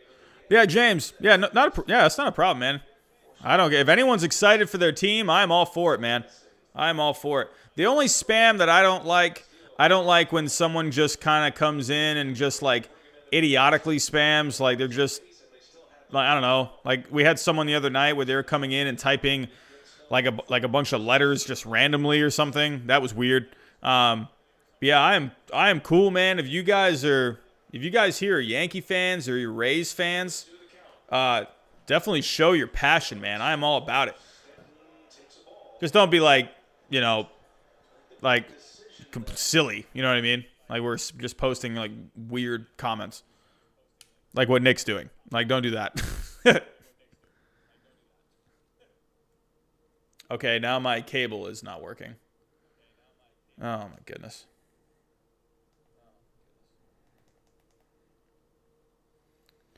All right, I gotta restart my TV now because, yeah, completely froze. Oh, I'm not surprised my cable is behind the actual game, and it looks like Stanton actually just struck out. So, struck out on the changeup. Big strikeout there for Snell. But just like that, even with all these home runs, man, I mean, goodness gracious, it's only a 4-3 game. So, a lot of home runs tonight. A lot of solo shots tonight. So, solo shots all over the place. Taking a look at the plays so far. Yeah, it started off with Aaron Hicks hitting the sac fly. And then Arozarena had the solo shot. Then you had Clint Frazier with the solo shot. You did have Ji-Man Choi with the two-run homer. But then Higashioka, he had the solo shot, and then Judge had the solo shot to take the lead. So, solo home runs all over the place.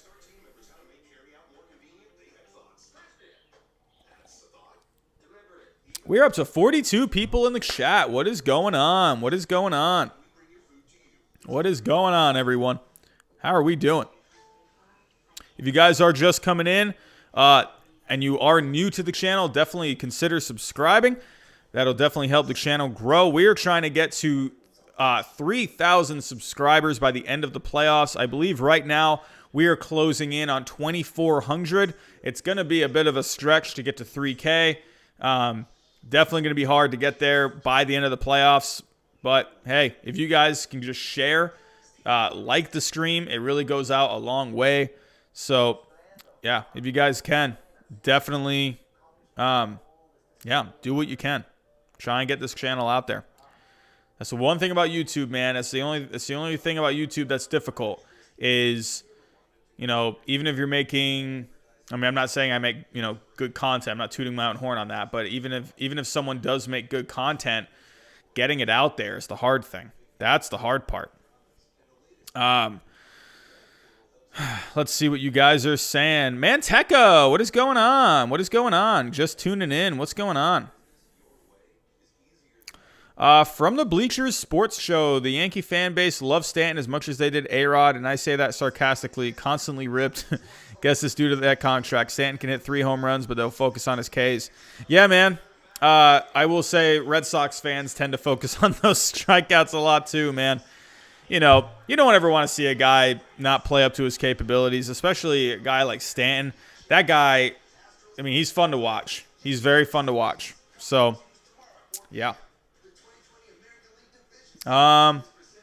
Noah, how are you doing today? I hope you have a great day today. God bless you and your family. Don't let anybody make fun of you. Yes, man. Love it. Love the positive words, man. Thank you. Yankees bullpen giving up all those runs to the Indians the other day should be a big concern. That's going to be, it looks like as of right now, we're on pace for a bullpen kind of game. Unless Cole or Snell can kind of settle down here. If we take a look at right now the box score, Snell is up to 84 pitches, so he's closing in. I actually think he might be done. So so they're saying he had some handshakes and whatnot. So it looks like Snell is done for this game. He's gone 5 innings. He is up to 84 pitches. So it looks like the Rays, they're going to turn to their bullpen. But Garrett Cole, he's only up to 67 pitches right now through 4 innings. Garrett Cole with a strikeout. You got to think Garrett Cole, man. You got to think Garrett Cole, if he can just settle down, hit his spots, I think you got a chance for Cole. He can definitely go 7. He can definitely go 7. As of right now, he's at 68 pitches. So, and he is just trying to get through the 5th. So if Cole, he can just string together a few good innings here, that's going to be big for this Yankees bullpen. Yeah, looking at Cole this inning, he looks a lot more comfortable this inning so far. He looks a lot more comfortable.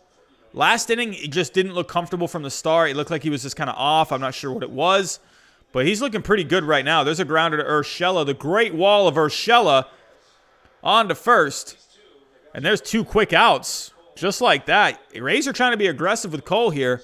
But Cole, it looks like he's settling in. Looks like he's settling in. If Cole can go to the 8th and let Chapman close it out, that will be huge. Absolutely, man. I think Cole, this is your guy. You brought him to New York to have these kind of games. This is why you brought him here. You didn't bring him here to get through 5 innings. You didn't bring him here to even get through 6. You want 7, 8 innings out of this guy. This is why you brought him here, and he knows that too. He knows that his job is to be the horse the Yankees brought him in to be. So, but yeah, close game right now. He's been given a bit of a gift there, but this is why, I mean, this is such a good team when he's pitching. He is that good, and when you have that good of an offense that's clicking, I'm just saying, man. Eating Chipotle right now. What a good choice. Goldfish. I haven't had goldfish in a long time. I'm a Cheez-Its kind of a guy. I'm thinking a lot of people are probably Cheez-It kind of guys and gals. What are we thinking, goldfish or Cheez-Its? I'm easily team Cheez-It if you ask me. Cheez-Its are awesome.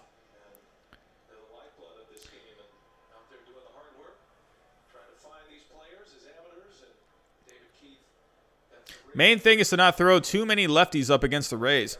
Let's take a look at those stats. I like looking at the little splits. Rays, splits.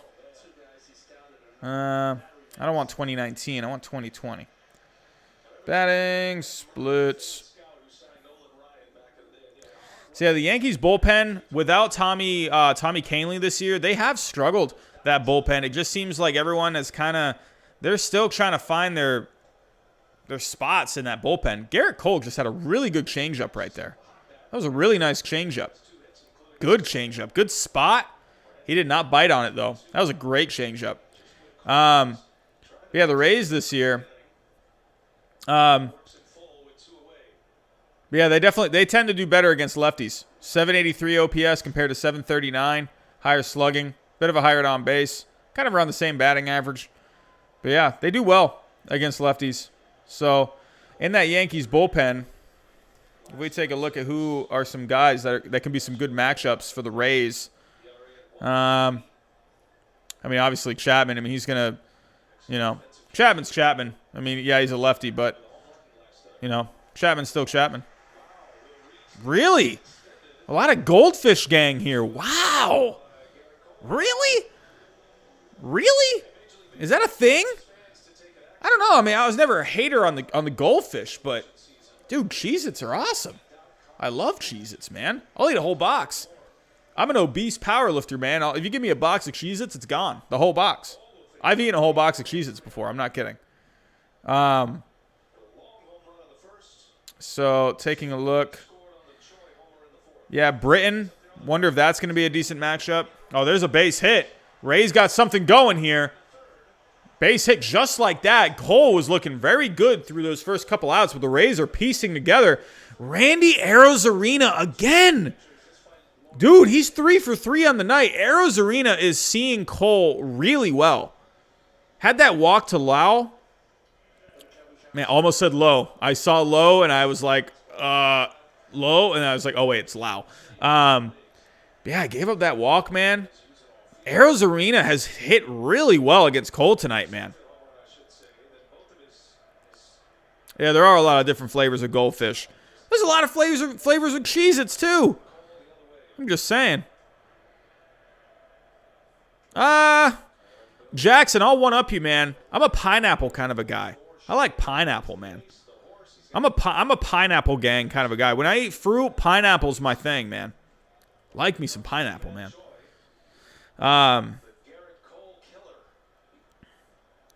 But goodness gracious here.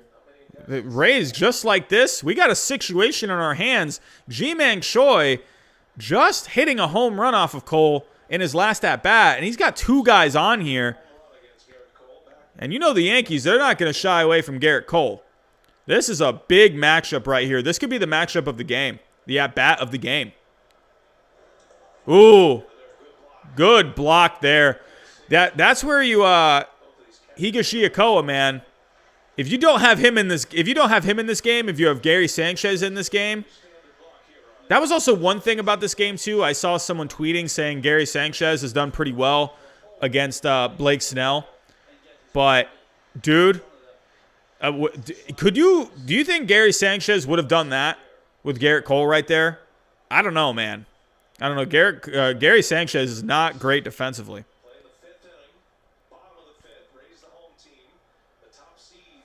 Oh, Cole, man. He got those 2 outs. Man. He just has not. What's been going on since then? Gave up the walk. Arozarena with the base hit, just like that. This is what the Rays do, man. They can just quickly piece together runs against you. The Rays do well in high leverage situations. If we take a look,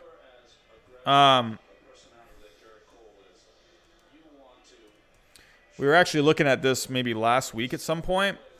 If we look at high leverage situations, where are we? So I believe the Rays do well in these situations. They have a WRC plus of 129 that ranked 3rd. The Rays are really good in these situations. Close games, high leverage, runners in scoring position. They do well in these situations here. So, but yeah. So they ended up walking. Oh, okay, that just happened on my TV. They just walked Ji-Man Choi. Honestly, I think that's the best call. I mean, Manuel Margot, I don't know, man. Manuel Margot, he is not the hitter that Ji-Man Choi is. So I think this is a good call here, going just putting him on. Base is loaded here. I mean, this right here, this could be the inning of the game. If Garrett Cole gets out of this, that could really set the tone for the rest of this game. Ooh, good curveball there from Cole. So on game day, it's a 1-1 count. On my screen, it's an 0-1 count.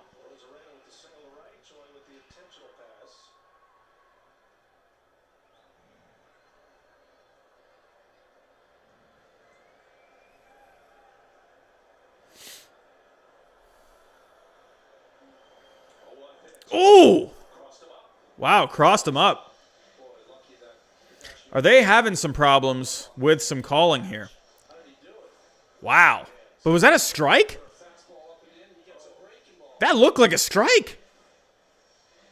He got crossed up. Was that a strike? That 1-1, it's 1-1 right now on my TV. But that looked like a strike. It got crossed up, but that looked good. Wow, I can't believe he... Jesus. Oh, 99 on that fastball. Wow. Wow. God, he's got such good life on that fastball. Such good life. His fastball is a beauty, man. Just the way you look at it.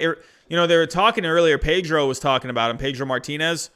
Honestly, Cole's fastball really reminds me of Pedro's. Kind of just the way it moves. You know, that same life. 1-2 count. Oh, went right back to the fastball and got him. Strikeout. Base is loaded. Huge at bat right there.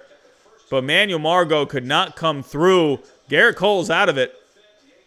Hey, that's what Garrett Cole's here for. Big strikeout there.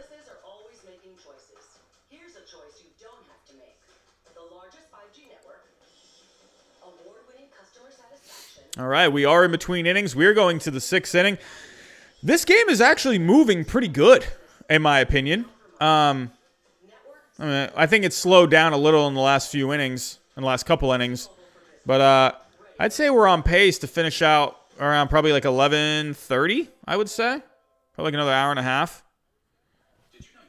So we'll be here for a little longer.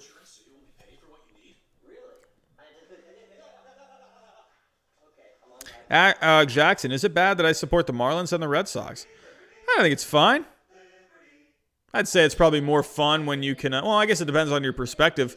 I don't know. To me, I'm more of a one-team kind of a guy. Go all in with one team. Doesn't hurt to, cheer on another team, but you got to, pick one team and stick with it, I saw Sixto Sanchez pitch for the first time against the Cubs. You are impressed. I was too as well. I thought that was a great move from Don Mattingly to go with Sixto in that Game 2 situation. They hadn't seen Sixto before. He's been good this year. Yeah, he's got good stuff, man.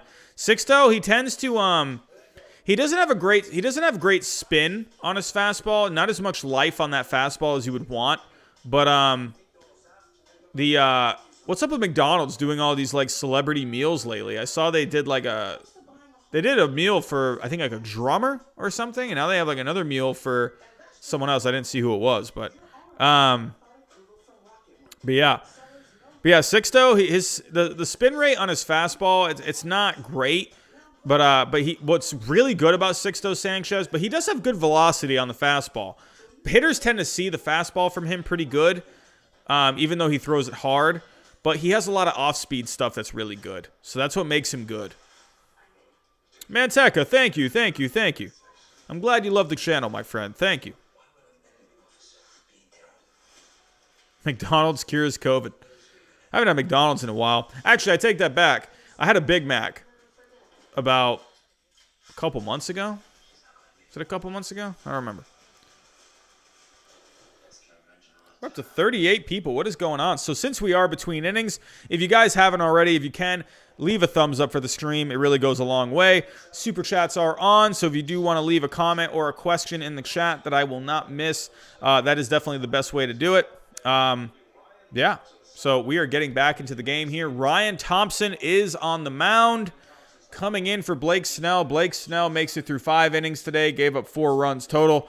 But now the Rays will turn to one of their strengths, a very good bullpen. So, but this Yankees offense, they're trying to make some more offense happen. They need to keep piling on because this Rays team, they're a feisty team. They just keep chipping away. Gio the Wall Urshela, he takes it oppo, and we got a base hit for Gio Urshela. He leads off the top of the 6th here with a base hit with Gleyber Torres coming up. For the Yankees. How about that? This postseason, the Yankees have found it with all their pieces back together. 26 runs.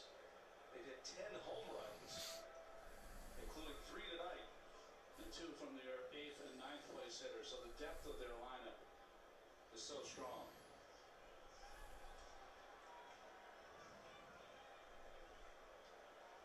Leadoff runner, Urshela, Gleyber Torres now.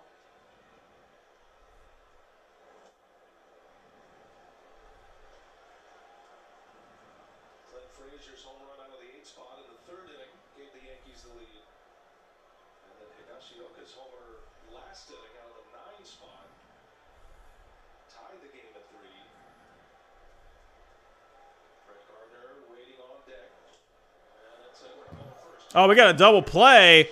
Wow, just like that. The leadoff single is gone just like that with the double play. And we got Brett Gardner coming up. And on MLB Game Day, it looks like he is down 0-1 in the count. So, haven't had McDonald's in a while because I looked up how they make it and it grossed me out so much. I'll eat pizza from under a sofa. I don't even care. Don't even care. I'll tell you, if I really like Chick-fil-A. I like Chick-fil-A. Chick-fil-A is good. That's probably my go-to fast food. If I do get fast food, I try to cook as much as I can. But Vitor Cole is awesome. Sorry if I pronounced that wrong, my friend, but yes, he has. He's had a couple of things happen against him tonight, but he's for the most part looked pretty good. Haven't had Chick-fil-A, Jackson, you gotta have Chick-fil-A, dude. It's good, man. Chick-fil-A is great. Love Chick-fil-A. It's freaking fantastic, man. Playoff game, first time he started a postseason game this year.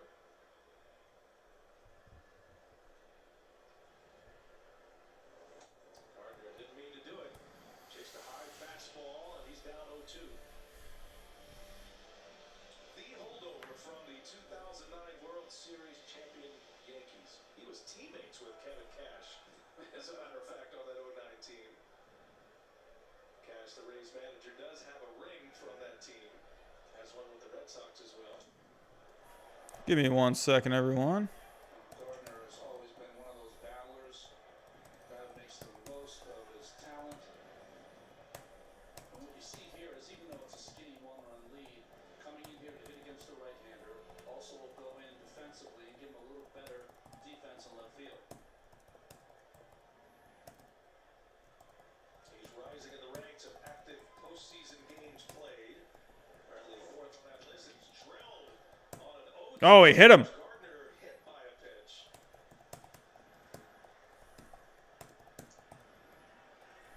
No for a pitcher.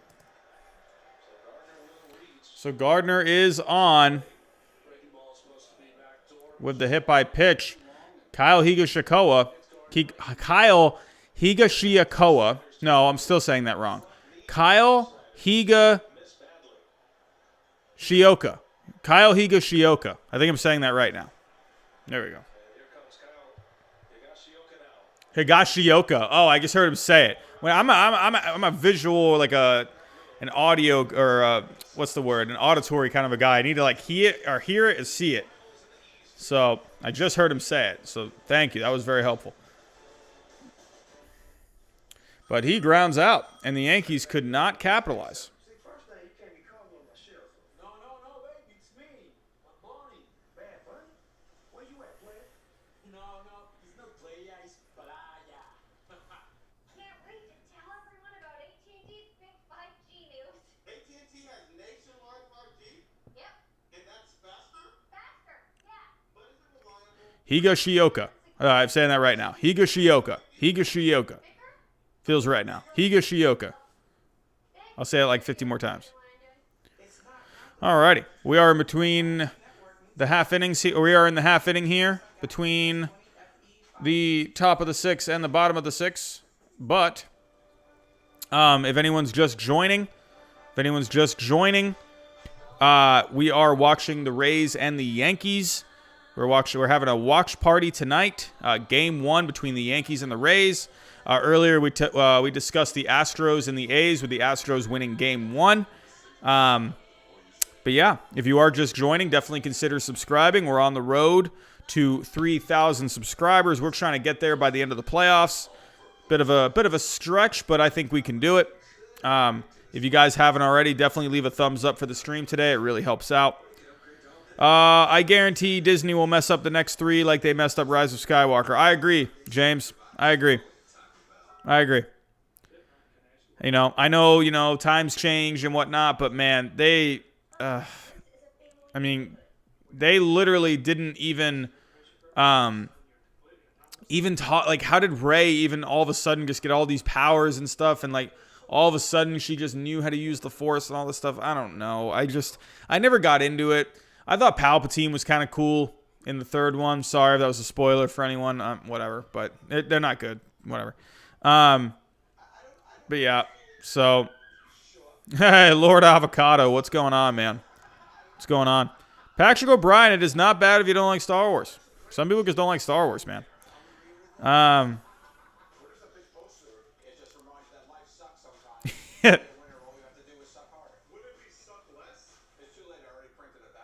Yeah, I agree. The new Star Wars movies, man, they just weren't good. They just felt like money grab movies, in my opinion. They didn't really feel like, just the story to me didn't feel great. I don't know. It just felt like they were just trying to make money. Honestly, that's what it felt like to me. So, I really liked Revenge of the Sith. I really liked those prequels. I know a lot of people didn't like them. I did. I thought they were so good. Revenge of the Sith, to me, love that movie. Loved it. Oh, I thought it was great. I really enjoyed that one, man. Yeah, Last Jedi was, pretty boring. Yeah, I agree, James. I agree on that. Yeah, when Anakin turned into Vader, man, that was fantastic. That movie was great. Love that movie. You could definitely argue the 3 originals were way better. But I just really liked what they did in that movie. I thought it was great. So, Episode 2 was fun. Oh, that's drilled. But Hicks is there.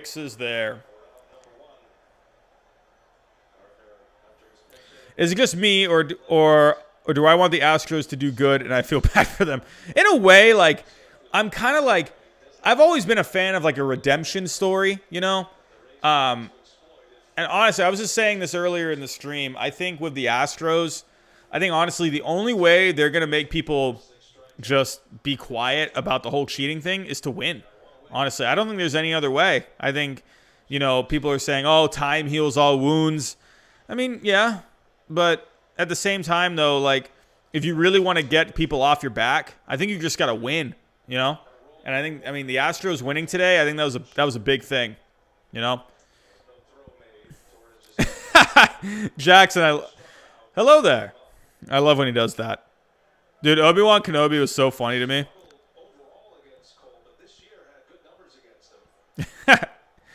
Anakin. Poor Anakin. Man.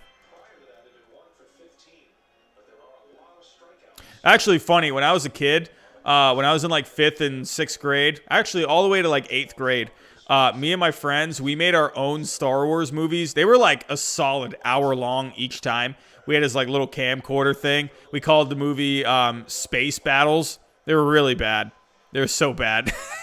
But we actually like had scripts and stuff. Like, it was really fun. We like did all these scenes. We spent like every summer making those movies, man. They were so fun. I miss being a kid. Good stuff. Willie Adames with a decent at-bat here. Decent at-bat. I think with Cole, man, I think you got to have Cole go 7. Right now, it's saying Cole is at 91 pitches. I think with Cole, man, I think you got to just have him. You got to go 7. I think you got to have him try and get through 7. I wouldn't, especially in a close game like this. I don't know. That's what my gut's telling me. I think Cole's got to go deeper, man. Ooh. Cole's stuff is still looking really good. He's still throwing 99. Doesn't look like he's tiring. He's kind of missing his spots. But I don't know if that's fatigue very much. I think Cole, you got to have him go 7. Robbie, how many subs have you gotten? Oh, he struck him out. Struck him out. Cole, he has got 2 outs. He had 2 outs in the last inning as well, and the Rays are starting to rally against him. He got out of it. So let's see how they do here. Robbie, how many subs have you got in the stream? I can go check.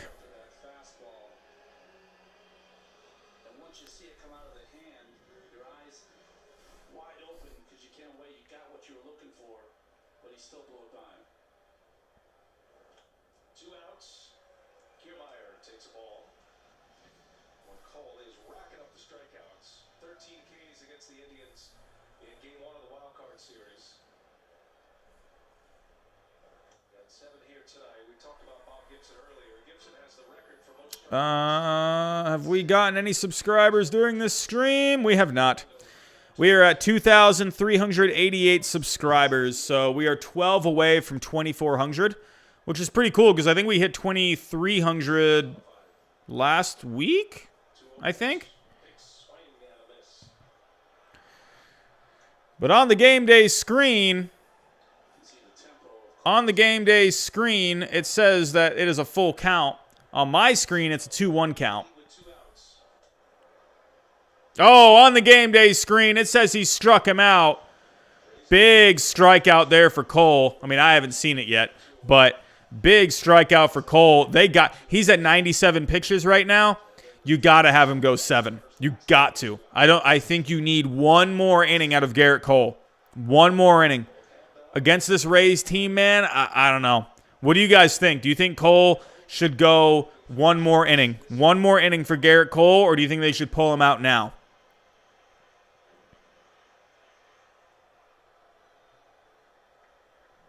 Yeah, General Grievous was cool. I liked him. What do you guys think? You think Garrett Cole should go one more inning, or do you think he should come out now? Yeah, big strikeout there for Cole.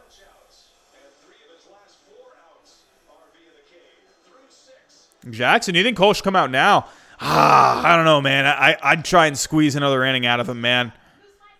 I mean, this is playoff time, and this to me is the American League Championship. I think you got to go with your big guns here, man. I think Cole, he's looking pretty good here. He had a clean inning right there. I think you got to go another inning. I think have the bullpen ready.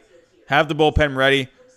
But yeah, you got to go. I think you got to go Cole for one more.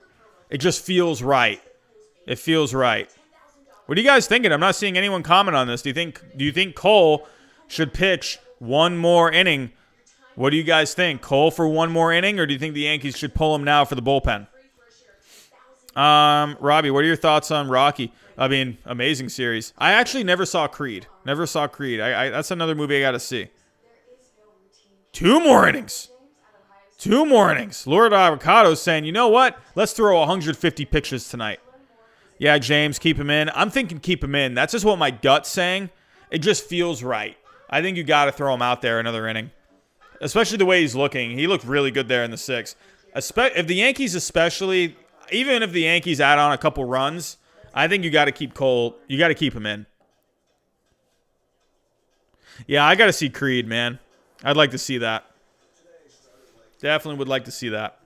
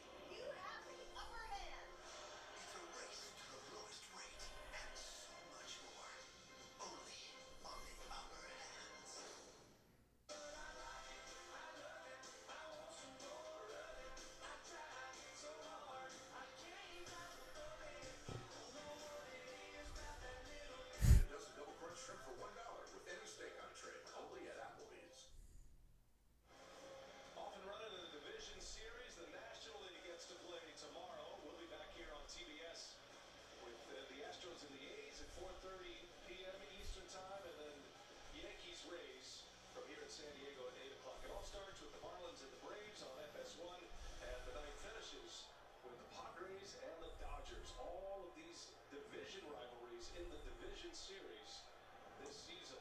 The Central Divisions don't get to play this year, National League and American League. 4-3 Yankees. We play in the 7th. Top of the order coming up for the Yankees with LeMahieu, Judge, and Hicks. Ryan Thompson is back out there for his second inning. Yankees do have activity in their bullpen. Chad Green. And Garrett Cole walking down. Getting through not just the 5th inning with the bases loaded, getting a strikeout, but then a clean 1, 2, 3, 6th inning. And keep in mind that game 5 potentially looming and how you manage, and are you deep enough in a game where you feel good about All righty, we're back on. We're back on now. you're going to play for a game 5? You may never get there, but Sorry, guys. I was sitting there a little quiet there. I was doing some reading real quick. Taking a look at the NFL games going on. Checking on my fantasy team.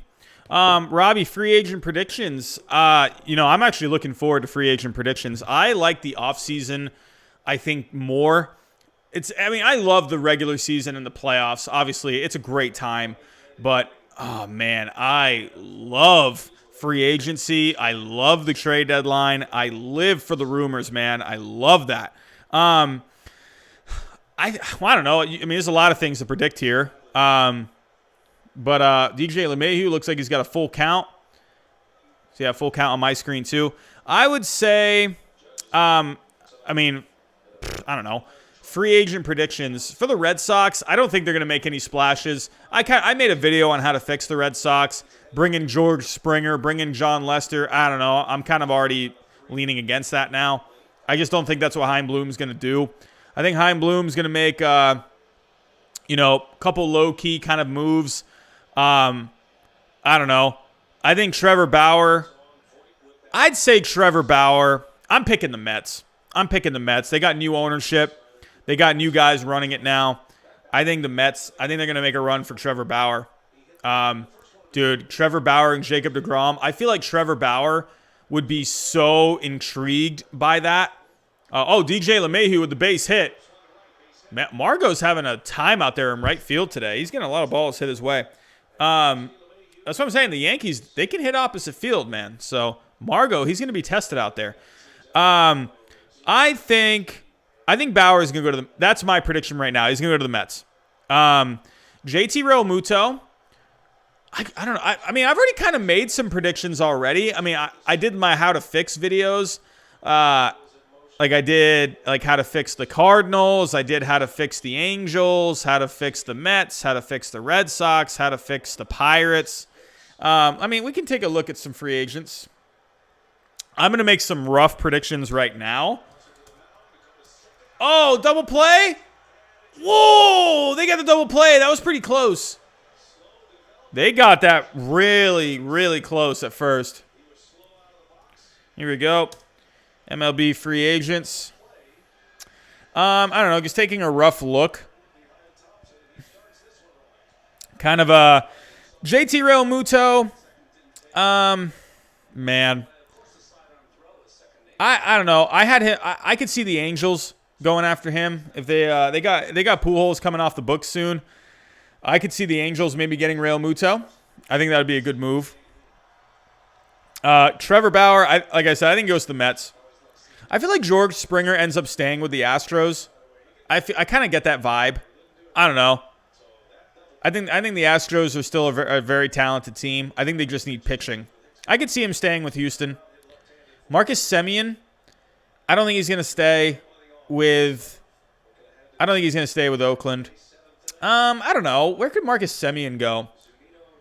I don't know. I don't know. I'm a visual guy. I need to see some teams in front of me. I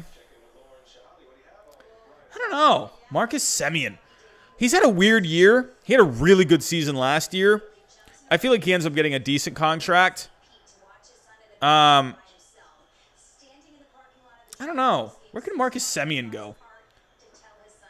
I feel like you could see Marcus Semien maybe going somewhere base hit. There's a base hit. Aaron Hicks with a single off to, what the heck am I saying right now? With a single to right field. Yankees got a runner on first, 2 outs. I would say with Marcus Semien, I could see him going somewhere. I don't know, maybe not the Twins, because they got Royce Lewis. They got him coming up soon. I don't think he goes to the Indians, because I mean the Indians, they've been trying to get rid of Lindor. They don't want to spend money. I don't know.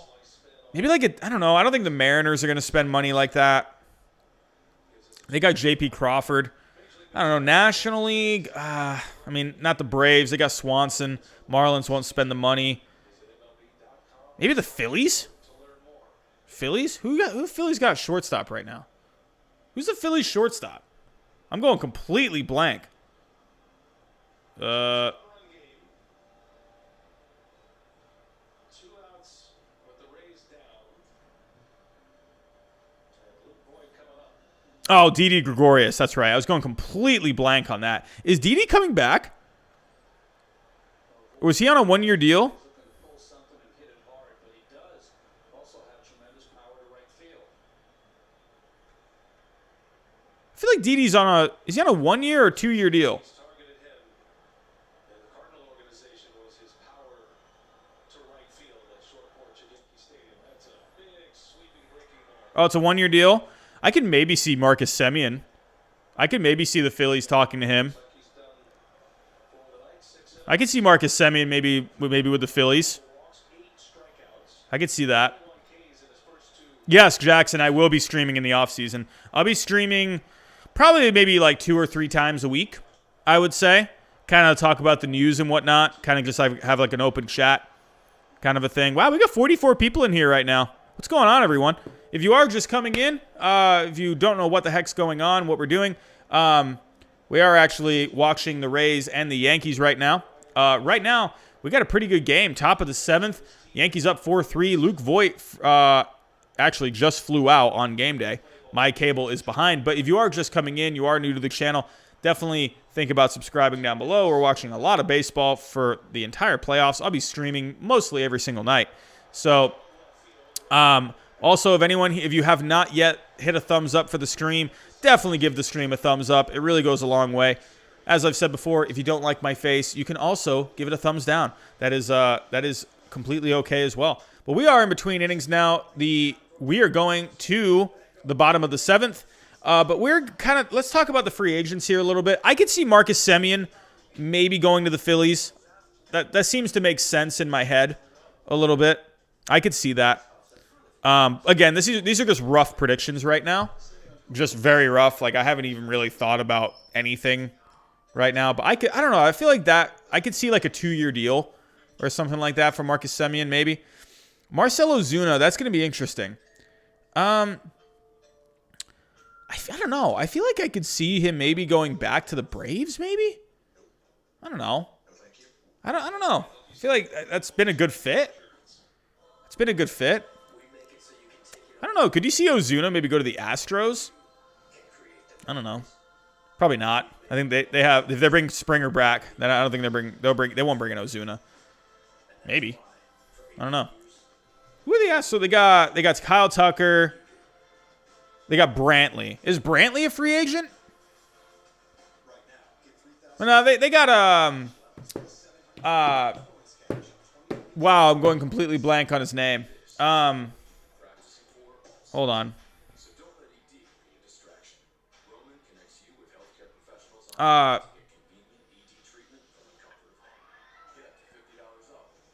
Yordan Alvarez. That's who they have. They have him too.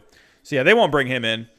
I don't know. I could maybe see like a Marcell Ozuna going, I don't know, maybe somewhere. I could see him staying with the Braves. I don't think the Mets will bring him in. Maybe the Reds. Maybe. I think they could use some more bats. I don't know. You also got to kind of look at where kind of the team stats, like where they ranked. I don't know. Let's take a look. Team rankings. I mean, if you're looking for offense, I mean, I don't know. Maybe the Rangers bring in Marcell Ozuna. They were pretty bad offensively. Well, actually, no. Let's take a look offense. But yeah, definitely, I mean, still the Rangers. I could see maybe Marcell Ozuna going with the Rangers. I mean, I don't know what the heck the Rangers are ever doing. I don't know. I could maybe see that. I don't know. I don't see him going to the Brewers. I don't see him going to the Indians. I could see the Reds. Could maybe see the Reds. I don't know. Maybe the Tigers. I mean, they're in a rebuild. I don't know if they really want to bring someone in like him. Maybe the Cubs. The Cubs could use some offense. Maybe the Cubs. I don't know. I don't think he'll go back to the Cardinals. I will say this. Marcell Ozuna on the Marlins would be fun. I mean, I'm just saying. Marcell Ozuna back on the Marlins. I think that would be fun. Is that just me? Maybe go back to his career stats. I mean, could you imagine him going back to the Marlins on like a 3 or 4 year deal? I think that'd be really fun. I don't know. That's just me. But I don't think they won't spend the money. But yeah, I don't know. Lord Avocado, White Sox? I don't know. I mean, that offense, it's already so good. I think they need to focus more on pitching. Marcell Ozuna, maybe the Nationals? That could be an interesting fit. I don't know, though. I don't know. Maybe the Nationals could bring him in on like a 1-2 year deal, maybe. I don't know. The Royals would be kind of weird. I could see the Cubs.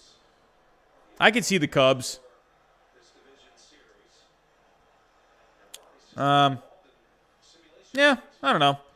Ozuna would be weird. You got to kind of think about that one more. Taking a look, I don't know, DJ LeMahieu. Honestly, I think DJ LeMahieu should just stay in New York. I think he's a great fit in New York.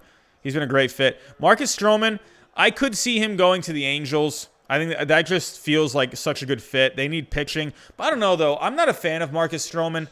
The Yankees took Cole out. Oh, he's not back out. Wow, they took him out. They went with Chad Green. I wonder if that comes back and bites him.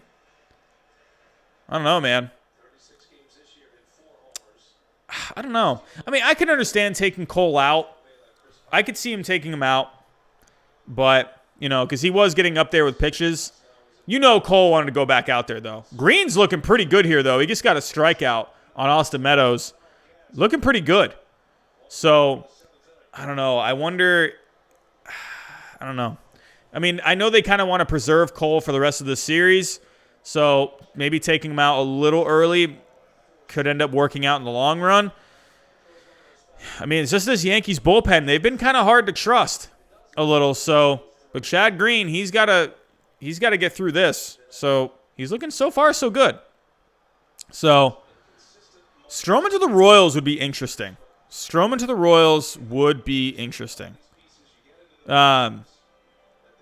Yeah, definitely would be. I don't know if they do it, though, just because, I don't know. I mean, I don't know. I just don't see him really wanting to spend money on guys. I think they just kind of stick with the rebuild. Yeah, no, James, I agree. I like him when he's healthy. He's just never healthy. That's the only problem with him. It's just he's inconsistent with his health, I could see him going to the Angels. They need pitching. I mean, if you take a look at the starting pitching guys, leaders from last year, or this year, sorry. I mean, he won't go to the Red Sox. He won't go to the Tigers. Maybe the Diamondbacks. That could be an interesting fit. I don't know. Do they want to bring in someone like Stroman after giving big money for Madison Bumgarner? I could maybe see that. I could maybe see Marcus Stroman to the Diamondbacks.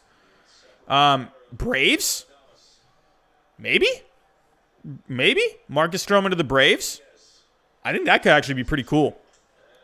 I could maybe see the Nationals. I don't know, but do they want to spend more money? There's another out for Chad Green, so they got 2 outs here with Brandon Lau coming up.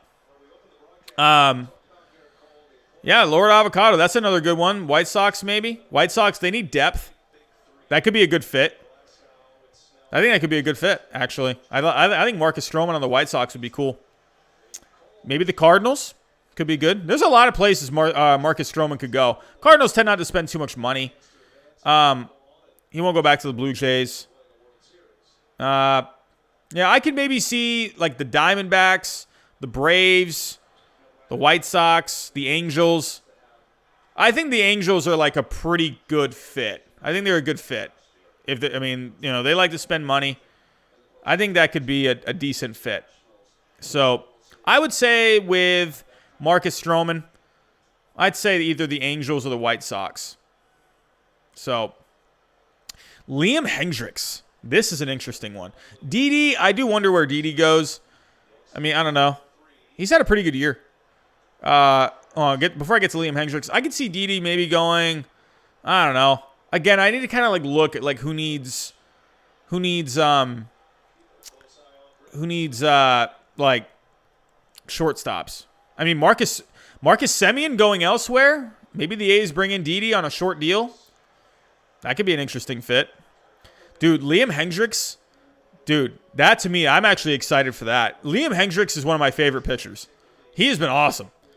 I saw actually someone just said the Blue Jays. I mean, because the Blue Jays, they don't have dude, why am I forgetting names right now? Oh my God, what is the Blue Jays closer's name? He's so good. Well, I'm forgetting his name. Oh my God, I'm going completely blank. Someone help me. Help me. Who is the Blue Jays closer? I can't remember his name. Ken Giles. Thank you. Thank you. Oh my God, that was like just wrecking my mind. I could see maybe Hendricks going to Toronto. I think that could be a decent fit. You could see, dude, Liam Hendricks on the Cardinals would be cool.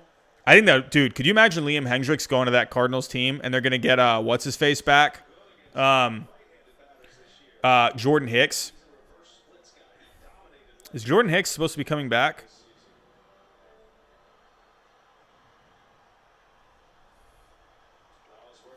Dude, could you imagine a Cardinals bullpen with freaking Liam Hendricks and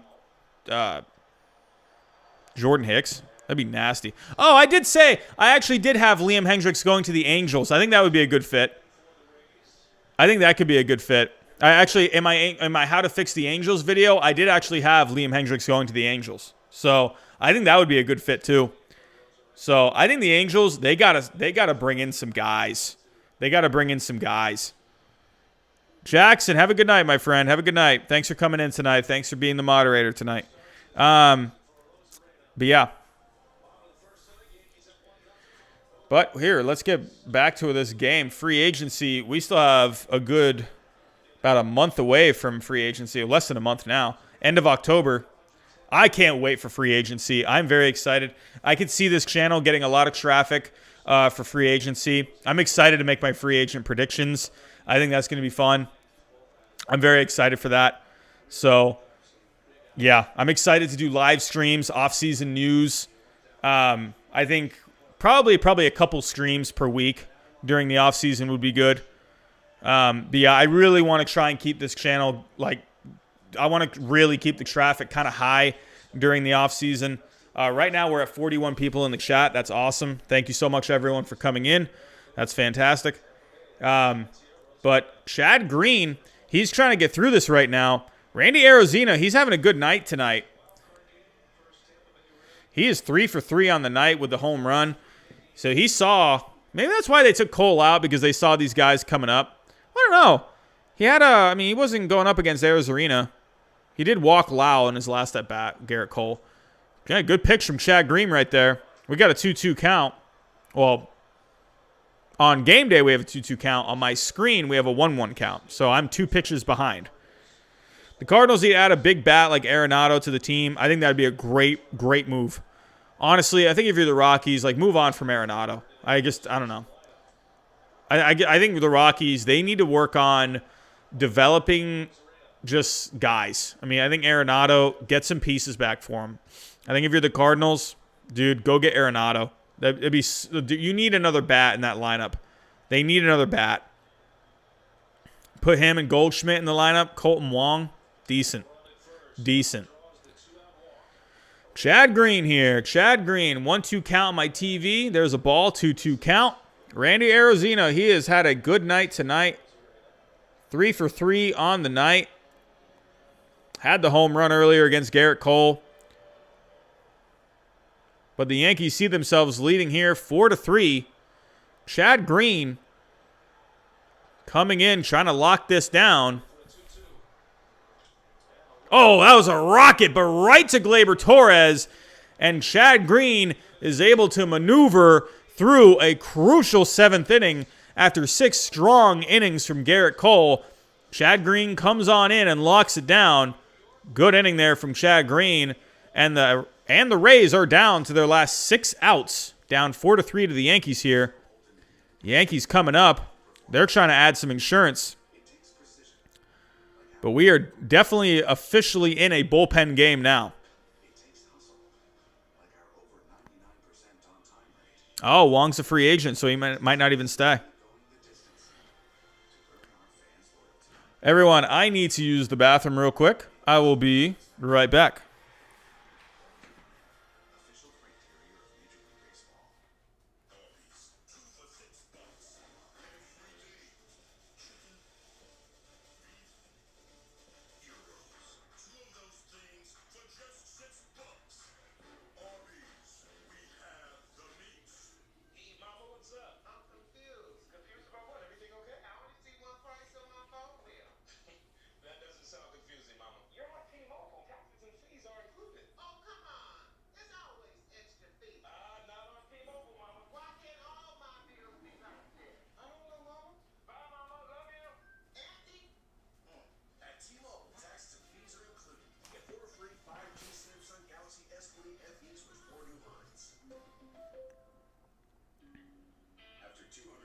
We are back. What is going on? Sorry about that, everyone. I really needed a bathroom break right there.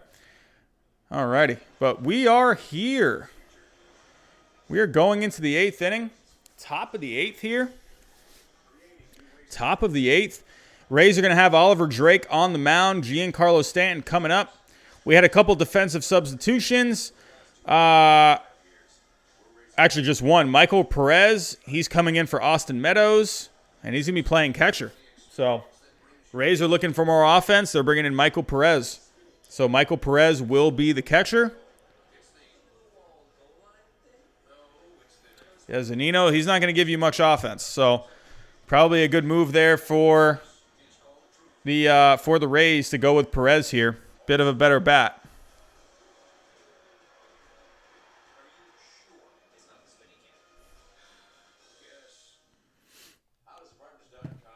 Cubs are going to make some trades and be in it again next year with a new squad. It's Theo. Whenever things get a bit too bad, he pays attention again. Yeah, you know, they had a good year this year. I think they played better. I think David Ross, I think him coming in, I think he really helped that team out, kind of set the tone again. They just seemed back on track. Theo didn't do anything last offseason, so I'd imagine he's going to do something this offseason. You kind of wonder. I kind of wonder what he's going to do. I don't know if Lester's. I don't think Lester's coming back. I don't think Lester's going to come back. If he does, it's like on a 1-year deal. I don't know. I don't see it. Did Lester's option? Did it vest? I know he had the vesting option.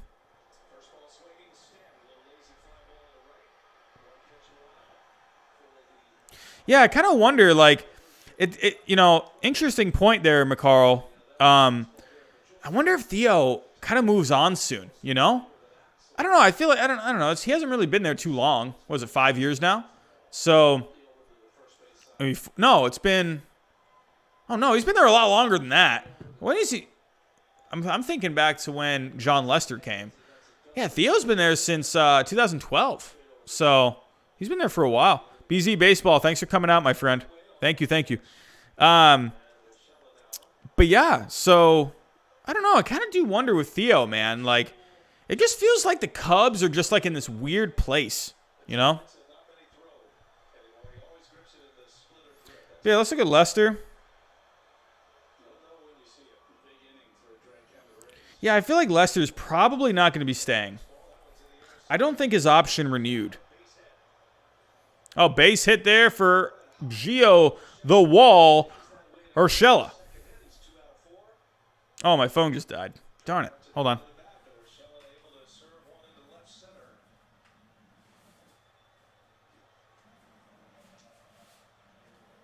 Tampa Bay's had one inning tonight that went 3 up, 3 down.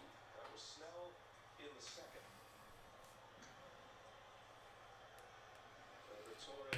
Alrighty.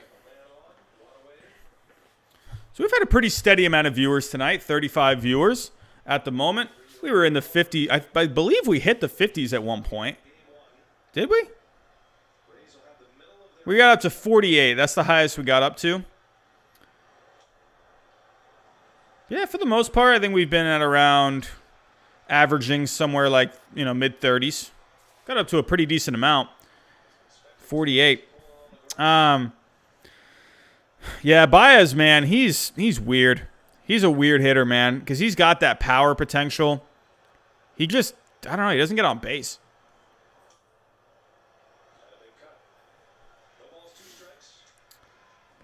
Yeah, big spot here for the Yankees. They need something in this inning, man. I think they need some kind of an insurance run. This game is actually moving along pretty smoothly tonight. Pretty smoothly, I can't lie. I wonder if the Cubs, do you think maybe Trevor Bauer could go to the Cubs? I feel like Trevor Bauer is going to, I don't know. I feel like Trevor Bauer, I can just see him going to a team, I don't know, that has like a rich history, if that makes any sense. I think Bauer is just a big baseball fan as well. I think I don't know. Bauer is kind of a weird case to me. Yeah, Baez is weird, man. He's just a weird player. I wouldn't say defensively. I'd say defensively he's very good. I don't know if the Yankees go get Bauer. I don't know. Could they? Be interesting. Right? Could you imagine him going to Houston? I feel like he won't. Oh, wow. That's hit pretty good. Oh, that's hit right to the warning track. Wow. He had a pretty good drive on that one. We got Brett Gardner coming up. 2 outs here. Yankees got a runner on first. Yankees looking for some kind of insurance here. You just feel like the Rays, they're just, it's just too close. The Rays are just really good at these close games. High leverage situations. You did say rich in history. I did. I just wonder with the Yankees, because they spent so much money on Cole. I wonder if they spend all that money on Bauer. I think the Yankees kind of want to try and start developing some youth as well. I could see Tanaka coming back for a couple years. I don't know if Happ's going to come back. I don't think J.A. Happ comes back. I can see the Yankees. They have a rotation next year. You got Cole. You got Tanaka. You got Davy Garcia. You got Clark Schmidt. I could see that. I could see the Yankees bringing in someone. If they brought in a guy like Trevor Bauer, you got a rotation next year of Cole, Bauer, Tanaka, Garcia, and Schmidt. I think that's actually awesome. If they brought in Bauer, that'd be nuts.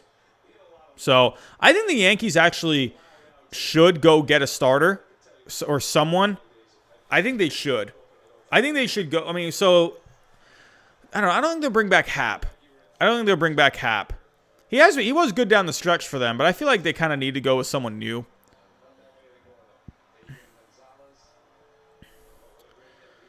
But Brett Gardner's up on game day here. He's got an 0-2 count on my TV. Oh, he's actually got an 0-2 count on my TV. So I don't know where you guys are at with where the game's at. I have no idea. I don't know if game day just slowed down here or what, but oh, that changeup was really close on the outside corner there. Ooh. Oh, that was a splitter. Looked like a changeup. Oh, no, that was a splitter. Definitely a splitter. Definitely a good pitch.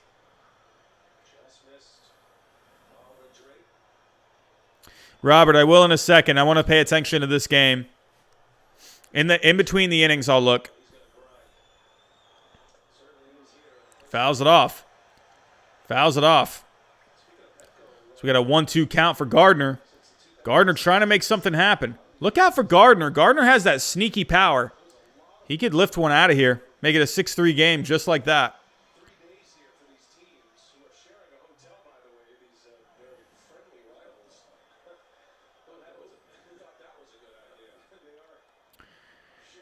What's my favorite KBO team? I'd go with the Heroes.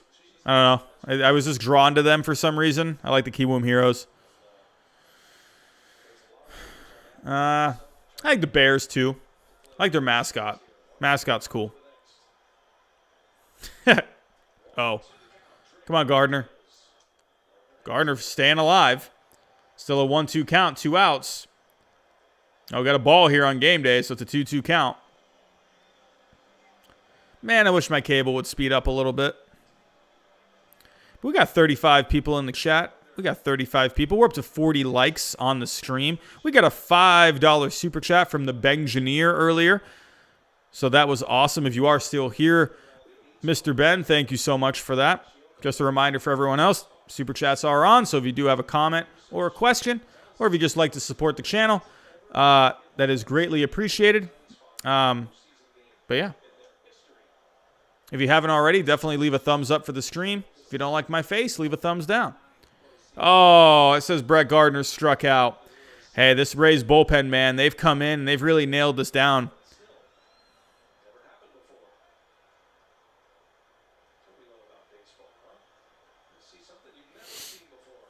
It's crazy, man. That game day, it's already done. It already says he struck out, but on my TV, it's like picture hasn't even come set yet. Crazy how far behind my TV is. There's a strikeout. But yeah, big inning there for the Rays. They needed that. They needed that. All right, we're in between innings. So, Robert, you said, can we keep looking at free agents? Absolutely. So let's take a look. Blake Treinen, that's an interesting one. He's had a pretty good year. I'm not sure where he would go. Maybe the Dodgers keep him around. I don't know, though. He kind of didn't do great against lefties. So I wonder if he goes somewhere like the Reds or something like that. Kind of like a mid-tier kind of a team. Alex Colomé. I feel like the White Sox, I don't know, man. I feel like they bring him back. I feel like eventually, Garrett Crochet is going to be that closer for the White Sox eventually. He's so good. He was already pitching for the White Sox, and they just drafted him this year. Shane Green, that'll be interesting. I think Tanaka goes back to the Yankees. I think Taijuan Walker, that's interesting. I wonder if Toronto brings him back on a short deal. He did well for them. But I think he ends up getting a decent amount of offers. You know, I could see him going somewhere maybe like the Rangers or something like that. Maybe the Nationals. You know, a team like that. They're kind of just hanging around. I could see the Nationals maybe bringing him on. I could definitely see him going back to the Blue Jays. I don't know. Maybe the Rays. Can you see Taijuan Walker on the Rays would be interesting. How is Taijuan Walker this year with his with the baseball savant stats? How's he doing here? I haven't really looked too much into him. He has had success this year.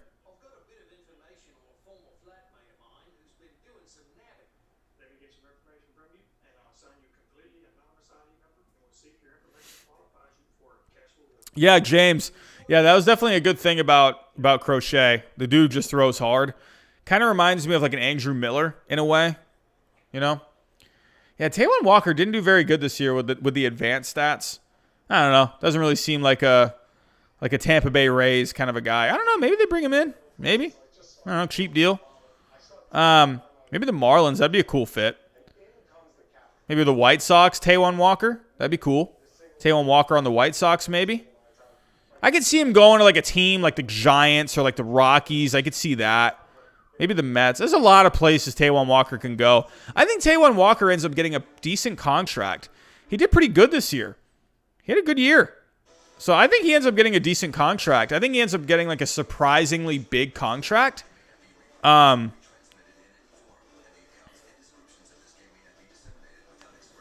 the Braves. Braves would be cool. There's a lot of places Taijuan Walker can go. Mike Minor. I don't know. Not really thinking about that. Robbie Ray, man. He just crazy how he just fell off. Jake Odorizzi. I mean, there's a lot of like kind of... No, Nelson Cruz. Interesting. I feel like he stays with the Twins. You know? It's like, why go somewhere else? Well, I don't know. Maybe the Twins... I don't know. Twins are going to have an interesting offseason. You got Nelson Cruz becoming a free agent. You got Jake Odorizzi becoming a free agent. I think, and with the Twins, again, getting knocked out of the playoffs, I don't know. Do they keep Nelson Cruz around? I feel like the Twins almost have to go with like a different approach. I don't know if anyone agrees. you know. But I feel like the Twins, they just need to do something different. Like, I just feel like they just can't figure out how to win. And Cruz, well, yeah, he's had a great year. I think they just need to go a different approach, you know.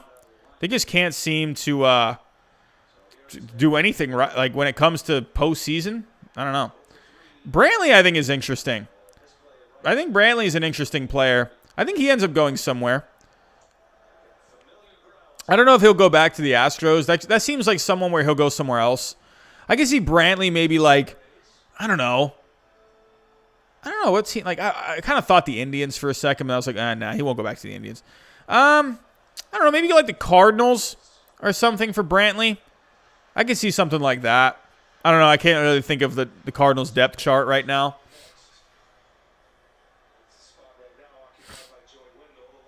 I like that he's an on-base guy, Brantley. What's a team that needs on base? On base. Am I looking at pitching right now? Oh, okay. I was about to say, like, where's on base? What's a team that needs an on base kind of a guy? I don't know. Maybe like the Rockies. That could be an interesting fit. Michael Brantley to the Rockies. They could use some more on base guys. They rank near the bottom there.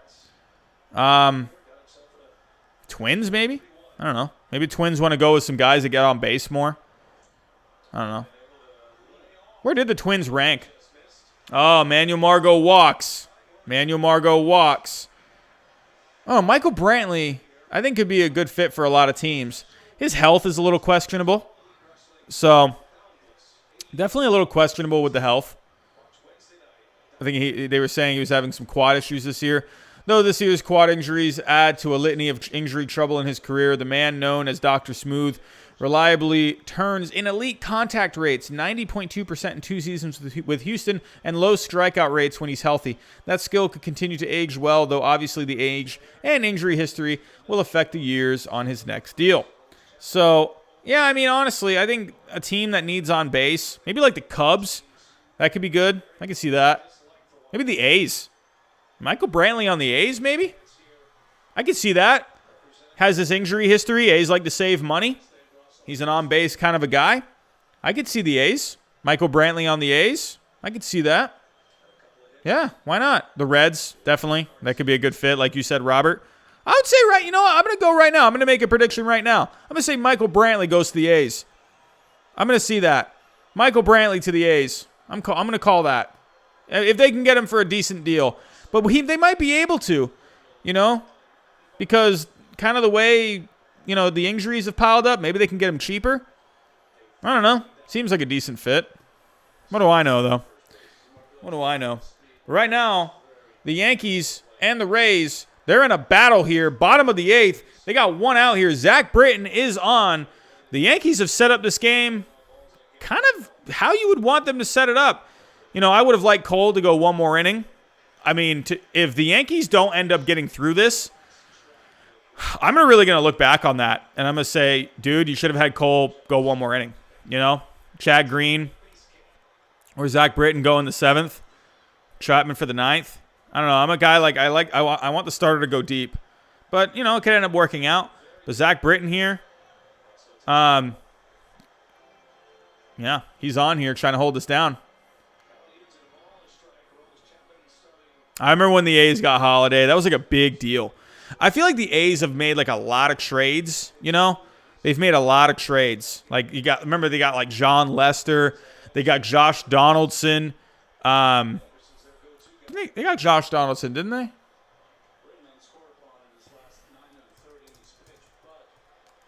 When did he play there? It was like it wasn't 2015. Was it? Oh, he started off in Oakland. Silly me. I'm thinking like, wait, he played in Oakland. Yeah, dude, Josh Donaldson's played so many different places. Oakland, Toronto, Cleveland, Atlanta, Minnesota. He's played for 3 different teams in the last 3 years. So, yeah, I was like thinking, wait a minute, when did Donaldson come over? But, Yeah, they've made a lot of other trades. Like I said, they got Lester that one year. They got Holiday. They traded for someone else. They've made like these deadline kind of deals. I forget who they've. Where's some other guys they've gotten? Athletics, trade deadline, history. Oh Jesus, how is this gonna help me? I don't want to look through all that. Here we go. 10 biggest trades in Oakland A's history. It's back in 2019. Holtzman, that was an old trade. Eckersley. No, what are like the most recent ones? Oh, when they got Donaldson from the Cubs. That's funny. He was a catcher.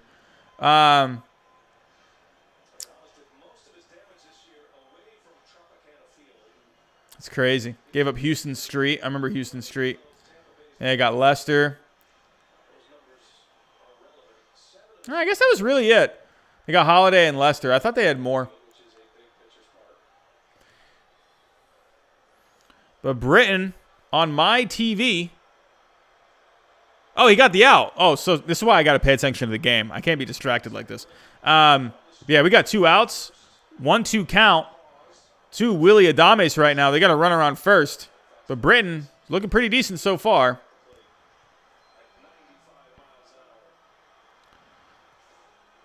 Game day, we got a 1-2 count on my TV, which is behind. We got a 1-2 count, or 0-2 count, sorry. 1-2 on game day. This is a pressure cooker of a game. What a game. I figured this was going to be a good game. Garrett Cole, Blake Snell starting off. Good bull. Well, Yankees have a good bullpen if they can execute. Rays have had a great bullpen this year. They've done well so far. But this Yankees offense has just been a little too much. Yeah, before the series started, I gave the Yankees the edge. I feel like the Yankees have like the slightest of edges in this series just because of that offense. Hey, what's up, Sean?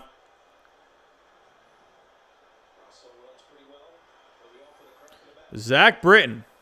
He's trying to get them through this 8th inning, try and bridge the gap to Chapman.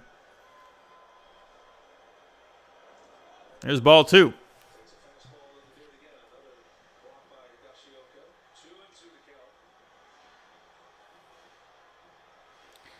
Higashioka, man, he has been great defensively behind the plate. It almost makes me wonder, dude, just keep him behind the plate. Don't even put Sanchez in. Have Sanchez ready for like pinch hit at bats, you know?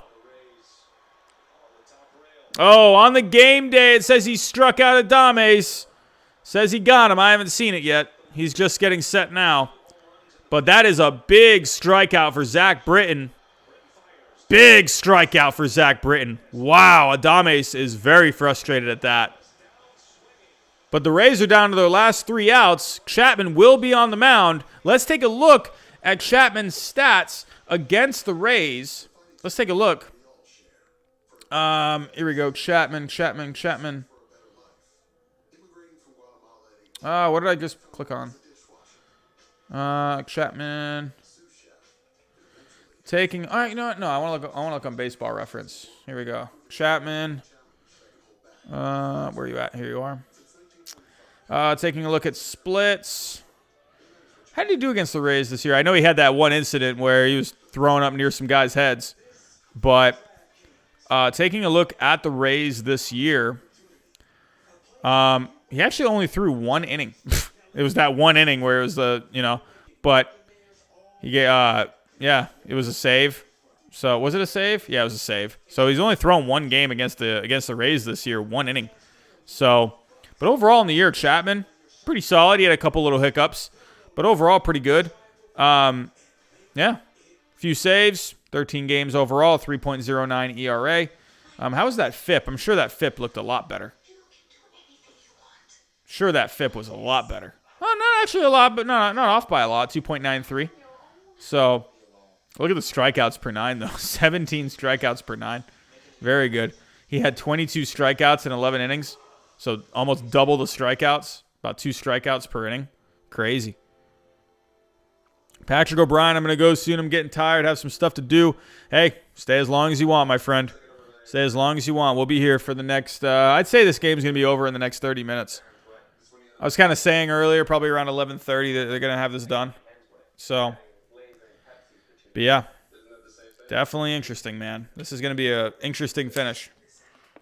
Technically, anyone can add Pepsi and Lay's to their stuff for $2.99. So really, But yeah, the Rays, they got John Curtis coming on the mound.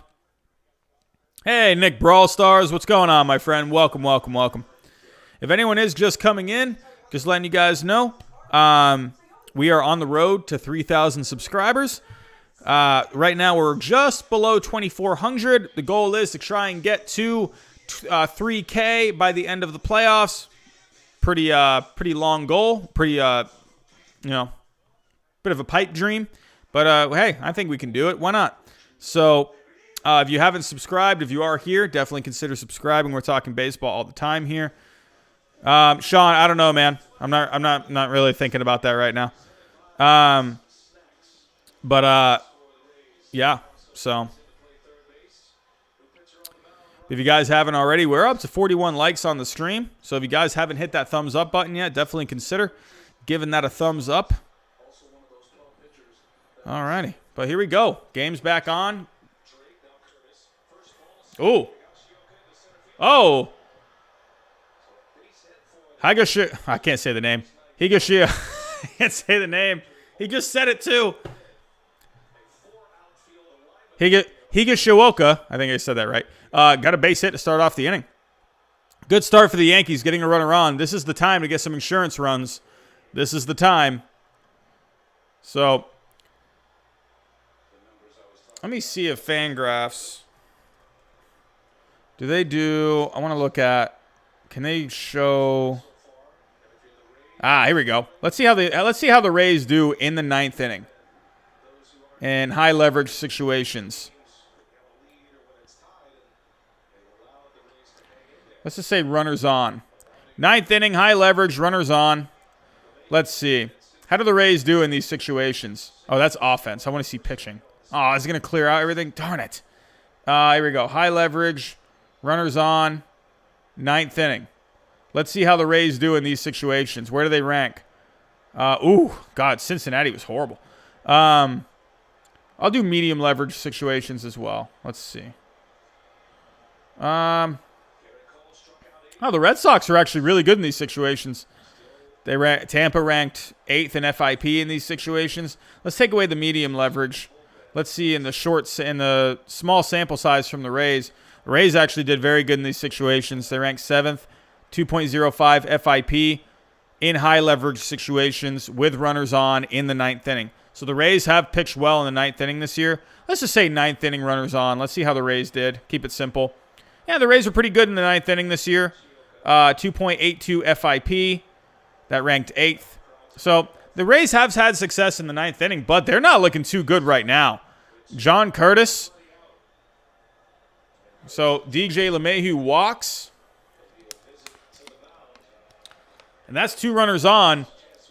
And oh my, one swing of the bat could really just put an end to this game. Higashioka. I got to say that like a million times. It's crazy when I have kids in my class at the beginning of the year. Sometimes I just can never get a kid's name right. I had one kid. Oh my goodness, I don't even remember the kid's name. That's how who was this? It was I had a girl named Alanis in my class, and I just couldn't remember how to pronounce it for the first 2 weeks of school. I just called her Allie, just because oh my gosh, I could not remember how to say her name. So yeah, Sean, that's okay. That's okay. We're still at 32. That's pretty decent. Rays have a few advantages. They crush lefties. Yeah, man. Yeah, they do well against lefties. I wonder if there's a way. Can you see them against... let's see how the Rays do in the ninth inning. Let's see how they do offense in the inning. Ninth inning. Let's just see ninth inning. How do they do in the ninth inning this year? Tampa. They're right in the middle, 15th. WRC plus of 84 in the 9th inning. Let's see with runners on. Runners on. Tampa. Oh, wow. Near the bottom, actually. Tampa didn't do very good with runners on in the 9th inning this year. So, let's say let's say runners in scoring position. Let's say runners in scoring position. Let's see how the Rays did in this situation. 12th. So they did better with runners in scoring position in the 9th inning. Let's say high leverage situations. 9th inning, high leverage. How did the Rays do? They were 13th. 13th. Let's just say, let me just put runners on. Oh, John Curtis gets the strikeout. First out. Judge did not like that call very much. Looking at the pitch again. Ooh, a little outside. Judge thought that was a little low. That didn't look like a very good call. Here we go. So, situation, let's just say runners in scoring position, 9th inning, high leverage. Tampa, they ranked 12th. So, Tampa, I mean, they did okay in these situations. So, OPS-wise, weren't very good. 18th in OPS in those situations. So, I don't know. Patrick, we usually see the same people in the chat every stream, but we have a lot more people actually in the stream. Feel free to comment to everyone. Yeah, I'd say honestly, our streams are definitely way better than what they were in the beginning. Remember our streams early on? We were having like 10 people. So we've had some bigger streams lately. We've had around like, anywhere from like 50 to like 80 people lately. So, yeah, I've been enjoying the streams lately. They've been going pretty good. So,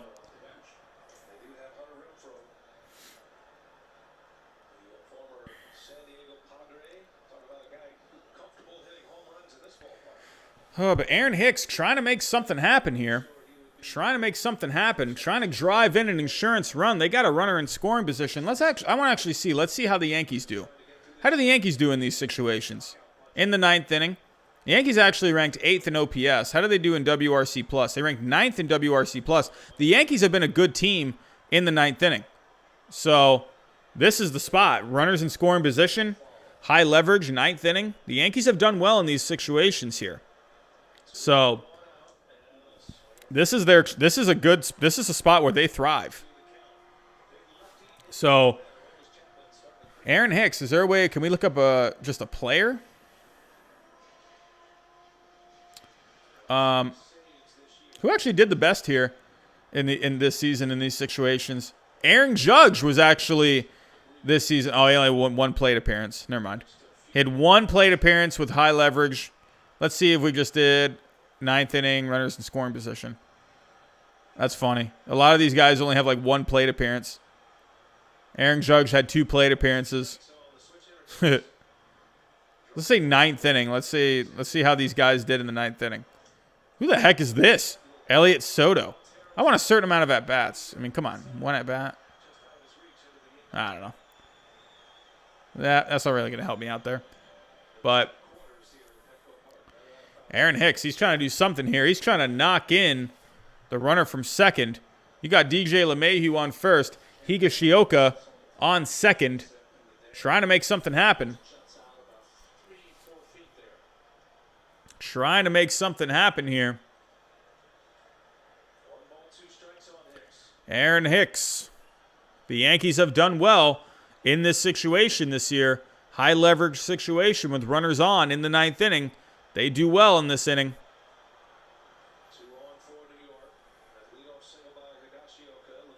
Higashioka. Oh, that's a base hit. Oh, that's in. That's a base hit. Oh, he's waved around. Oh, play at the plate. He's safe. The Yankees. They get a huge run here in the 9th inning, and the Yankees have a 5-3 lead. That is a big, big hit for Aaron Hicks. Hey, sometimes the stats don't lie. The Yankees do well in these situations. They're one of the better teams in the 9th inning in high leverage situations with runners on. So, hey, it doesn't surprise me. Big, big hit for the Yankees right there. That's a big run, especially against a team like the Rays, where they're just like a pesky team. You want more of a lead on the Rays going into the ninth inning. You do. That's a big run right there.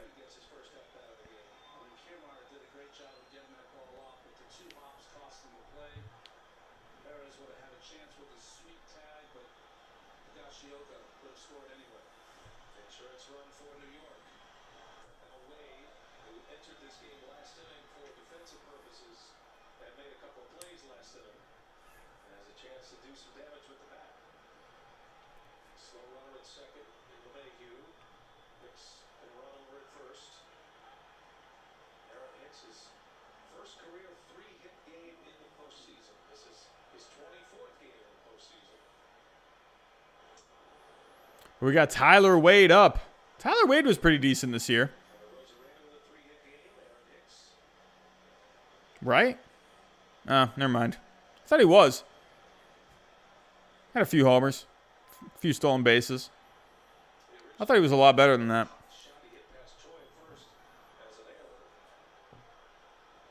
Yeah, dude, AJ, I was just saying that earlier. Like, what in the world, man?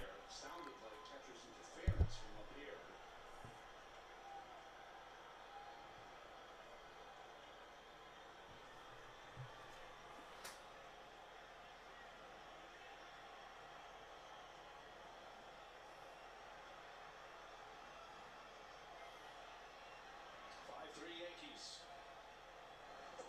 And Wade able to lay off. That evens the count at 2-2.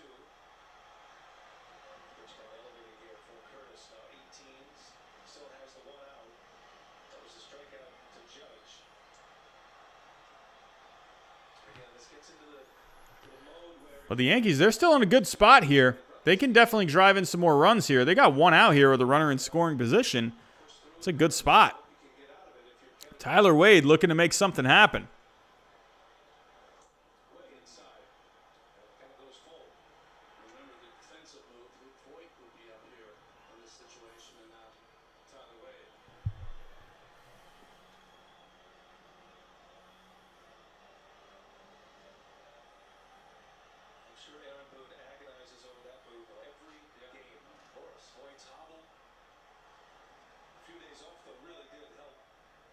Just getting out of his baseball spikes helped his foot more than anything.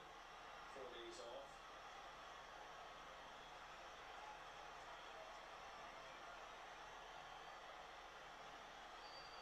Yankees lead 5-3. Just added one here in the ninth. Curtis deals. And it's ball 4. Wade draws the walk. Wade gets the walk. Good at bat from him.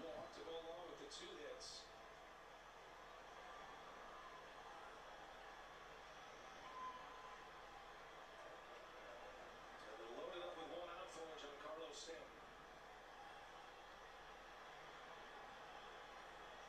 No help in sight for the Rays and John Curtis. This is his inning. Take it or leave it.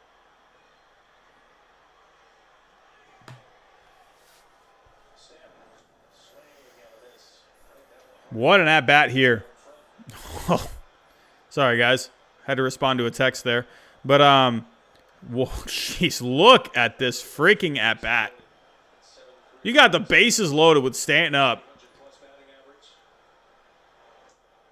I mean, I'm going to imagine they're going to stay away from him. Slider low and away. That's his kryptonite. Stay away from Giancarlo Stanton. Don't give him anything. But, I mean, at the same time, though, you got the bases loaded in a close game. Goodness gracious.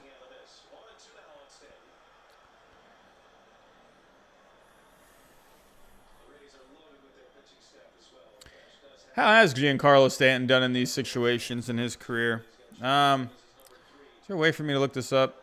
How do I just look up a player? Is there a way to just look up a player? Jump to custom players. Stanton? Why can't I look up Giancarlo Stanton on here?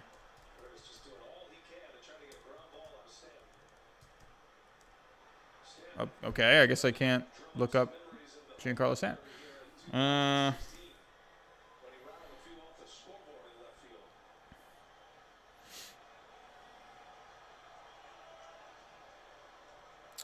Splits. Here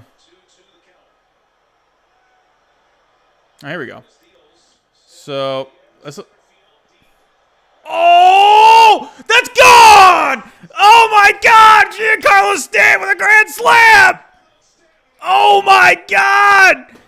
Giancarlo Stanton just ended this game. It's over. Whoa! I was just about to pull up his stats with bases loaded. Wow. I was about to say, Stanton's actually been really good with the bases loaded this year. Hitting .600 on the year. He had 5 at-bats. Wow. He didn't have a grand slam this year, but he did well with the bases loaded. .600. Good with the bases loaded this year. So, yeah. How many grand slams does he have in his career? He has a lot of grand slams. He's got 2, 3, 5. He's got 7 grand slams in his career. Wow. Big spot there, man. What a spot. Wow. And his numbers here in Petco Park are outstanding. Stanton loves hitting here, Southern California native. That one rides up and in on Urshela. Something to watch. What a game, man. That was it. It just felt like one of these teams, man. It was just like which one was going to break through. Man. That Rays bullpen has been so good this year. What a moment for Stanton, man. Could this be the year where Stanton, he has kind of like that A-Rod kind of a year, like back in 2009 where A-Rod, he kind of lived up to that contract, helped him win a World Series, you know? Wow. What a moment. What a moment. Chapman, he's not coming out now. They got Loaisaga going now. This is game over. Game over. That's just the nail in the coffin. Get the Rays up to the plate. Let's get this game over. Game over. Sean, man, have a good night, man. Thanks for coming out tonight, man.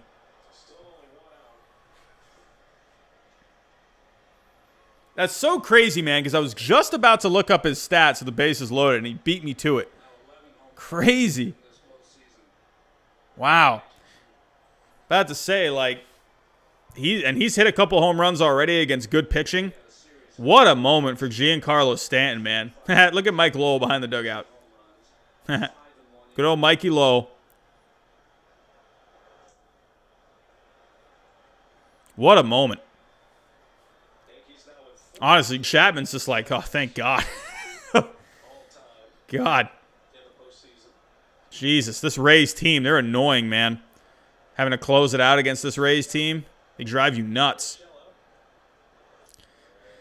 You know, man, this is why I'm still kicking myself over my postseason predictions, man, because I went with the Yankees before the season started to win the whole thing, and I completely just turned on them with my postseason predictions. Hate myself for that, man. Hate it. Because I don't know why. It was just something about this Yankees team where I just let my head take over, picked the Indians there. Went with Shane Bieber, doing good this year. Man, but this whole year, man, I've just had this feeling about the Yankees. I made that video on why you shouldn't count the Yankees out. Never again am I going against my gut. And look at what they're doing here in this game. Just look at what they're doing. They pitched well this year. They pitched well in this game. Garrett Cole had a good start. Good innings from Britton and Green. And they got the timely hit that they needed. They got the timely hit. But this is also another thing that we looked up earlier with the Yankees. They have done well in the ninth inning in high leverage situations. This Yankees team is very good in those situations. So, in this inning. So, wow. What a moment, man. Crazy. As a baseball fan, you got to love it. Got to love it. Got to love it. I tell you, man, if I didn't live in like this apartment building, man, these walls weren't so thin, I'd be so much louder in that situation. As a baseball fan, like, that's what you live for right there. As a Yankee fan, you got to be going crazy right now. A lot of people were counting the Yankees out in this series. And I was saying in that live stream in the playoff preview, I have like this, just a good feeling about the Yankees in this series. Close series, but man, I can't get over that moment. What a moment. I freaking hate the Yankees. That's crazy, man.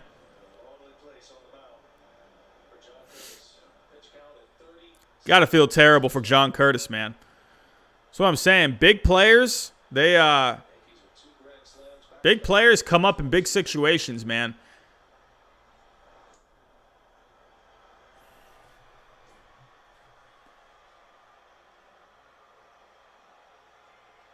Only other time the Yankees had 2 slams in the postseason. Yogi Berra and Moose Skowron, 1956. What's happened here with Stanton's slam opening up a 5-run ninth inning. So the 3 postseason games now, they've had at least 3 home runs in each game.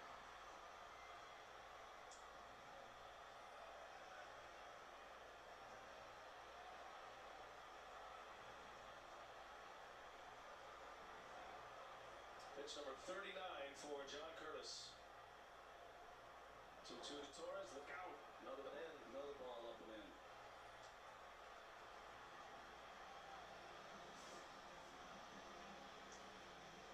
That's the second one. Urshela got one up there on Torres.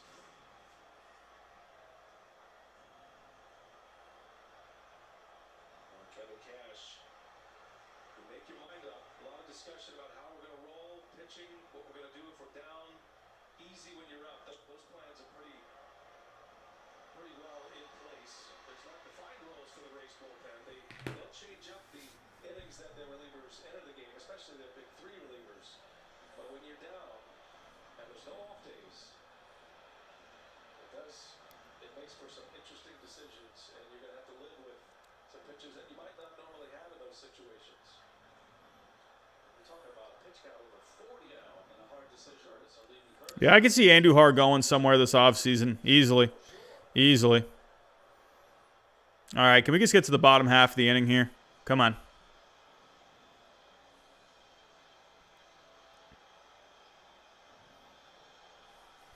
There was a time when you used to think of postseason baseball as maybe some small ball times to generate some runs. It's not going to be this year. Home runs are going to decide who goes all the way. Well, the Yankees with those 11. As Torres into center field with a base hit. So the inning continues, and you got to pull the plug now. Cash is on his way out. Just a rough night for John Curtis. You feel for him. That's a lonely place on the mountain. But his ALDS outing will end 2/3 of an inning. 5 runs in. And we're on our way to a major league debut. How about that? Shane McClanahan is coming on. Major league debut here. Is going to be in the playoffs. Wow. Shane McClanahan coming in, major league debut. How crazy is that? Crazy. All right, we still got 26 people here. Looks like we're starting to kind of die down here. I mean, looking at this game, it's pretty much over at this point. If the Yankees can't get 3 outs with a 6-run lead, then I don't know what to say. But yeah, what a game one. What a game one for the Yankees. This game to me is huge. I mean, huge. This is like the game that kind of sets the tone for this series. And, game 2, I thought game 2 was going to be Tanaka, but it looks like Davy Garcia is going to be starting game 2 for the Yankees. So we might as well go take a bit of a quick look. So if we take a look at the probable pictures for tomorrow.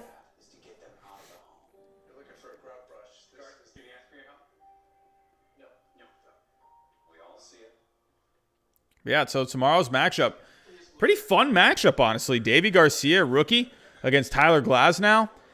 Honestly, I mean, you know, I could definitely see a Rays win in this game, but this is a game where the Yankees could really take advantage of Tyler Glasnow. This is a Yankee team that likes to hit home runs.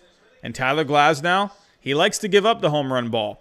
I believe Tyler Glasnow, I think he ranked in the top 15 in home runs allowed this year.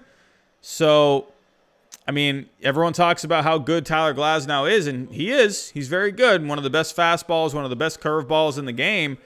But at the end of the day, he's a two-pitch pitcher, and I'm going to stand by that. I mean, personally, for me, I'm not a big fan of guys that can only throw two pitches. They can be the two best pitchers in the world, but I think to me, he did have it's interesting with Glasnow because the fly balls that he doesn't give up many fly balls, but the fly balls that he does give up tend to be home runs. So Tyler Glasnow, he gives up, he's prone to the home run ball. So that's what I wonder about. I mean, look at what Stanton just did. Grand slam, get some runners against Glasnow, 3-run home run, 2-run home run. I mean, Glasnow, he gives up the home run.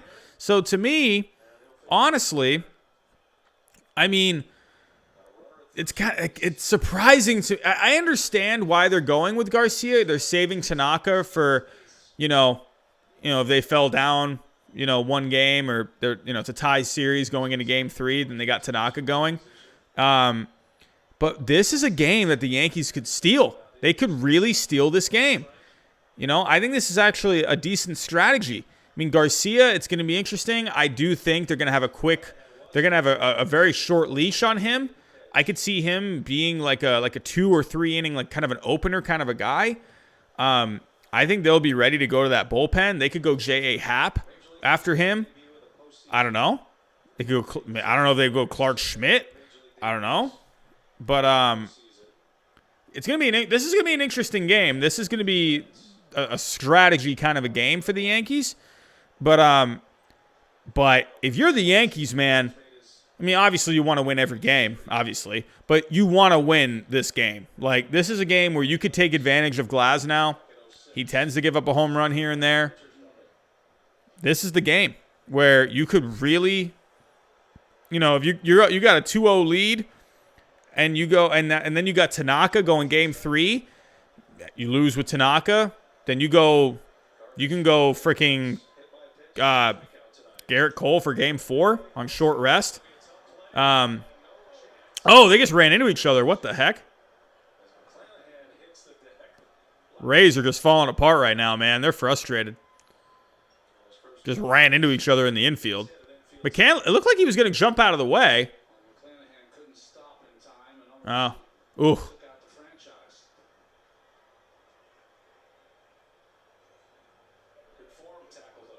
Goodness. God. Just basically tackled him. Hey, what's going on, Tyler? How we doing? Yeah, man. No problem at all, man. We just watched the freaking insane inning there with same inning still, but we just watched freaking Stanton just take him deep. That was huge, man. And Yankees are in the driver's seat now. They're looking to go up 1-0 in this series. So right now, the Rays are just having a really tough time getting out of this inning. This has been a long inning. Long inning. Yeah, Jack, I could definitely see a close game tomorrow between the Dodgers and the Padres. I could definitely see that. Is anyone else feeling like we're gonna end up getting Yankees Dodgers? Is that just me? Everyone before the season started, Yankees Dodgers, Yankees Dodgers, Yankees Dodgers. Are we gonna get Yankees Dodgers? Is that gonna happen? I feel like that's just gonna happen, So I don't know. It just feels like it's, I don't know. I don't want to jump to any conclusions here, but it just kind of feels like that's happening. A lot of people picking the Rays. A lot of people picking them. I don't know. It's like the Rays, here's the thing I have with the Rays. Here's the thing. I understand where people come from picking the Rays, going to the World Series, maybe even winning the World Series. But, dude, the Rays have been to one World Series in their franchise history. There's no disrespect to what they do. No disrespect. It's amazing what they do. They have the lowest payroll. It's honestly not even fair, you know? They do such good work with the money that they have, which, I mean, you know, I don't know, but then it's like, you know, people say like, oh, it's not fair because they don't get, you know, they don't have the ticket sales and whatever. But this is why, and this is where like I'm going to kind of, you know, play devil's advocate here a little bit. You know, to me, these franchises that have the money to go out and like, you know, get players, you know, they can spend money on scouting, on you know, everything within the organization. These teams, they do what they have to do from the financial side to be able to do what like the Yankees can do, to go spend money on guys, to go do what the Red Sox can do. And you know, a lot of people, and again, you know, you could disagree with me, but in a way, I almost like kind of like, yeah, I think with the Rays, you know, like, yeah, it sucks that they don't really have the kind of payroll or they don't have the ability to spend money like other teams do. But at the end of the day, you know, you're a franchise and what you do on the business side of things counts. And so, I don't know. That's just me. Like, I don't know. So to me, it's like with the Rays, hey, you know, it's not just the team that's playing. It's also everything in the front office as well that makes the money, that brings in the money. The Rays have not done a great job at doing that. They have not attracted the fans. They have not done what they need to do on the marketing side of the ball, on the marketing side of the game, on the business side of the game. They do fantastic with scouting. They do fantastic with all the analytical kind of things. They do amazing at that, and that's where I have so much respect for this franchise. But at the end of the day, like, when it comes to the playoffs, you have seen the Rays get to one World Series since 1997. I mean, not a very long history by any means, and that's, you know, getting to one World Series is good. But every year, I mean, like, you know, like the Rays, I understand the hype for them. You know, trust me, I love what the Rays do. But when it comes down to it, last year they played the Astros. They played them in the division round. The Astros were just more talented. They had the talent. They had the guys. They beat the Rays. And the Yankees, I'm not going to be surprised if the Yankees win this series, even though the Rays were the number one team coming in. I'm not going to be surprised if the Yankees beat this team because the Yankees are a good team and they have the resources. They are set up while the Yankees, sure, may not have done as well in the regular season as the Rays.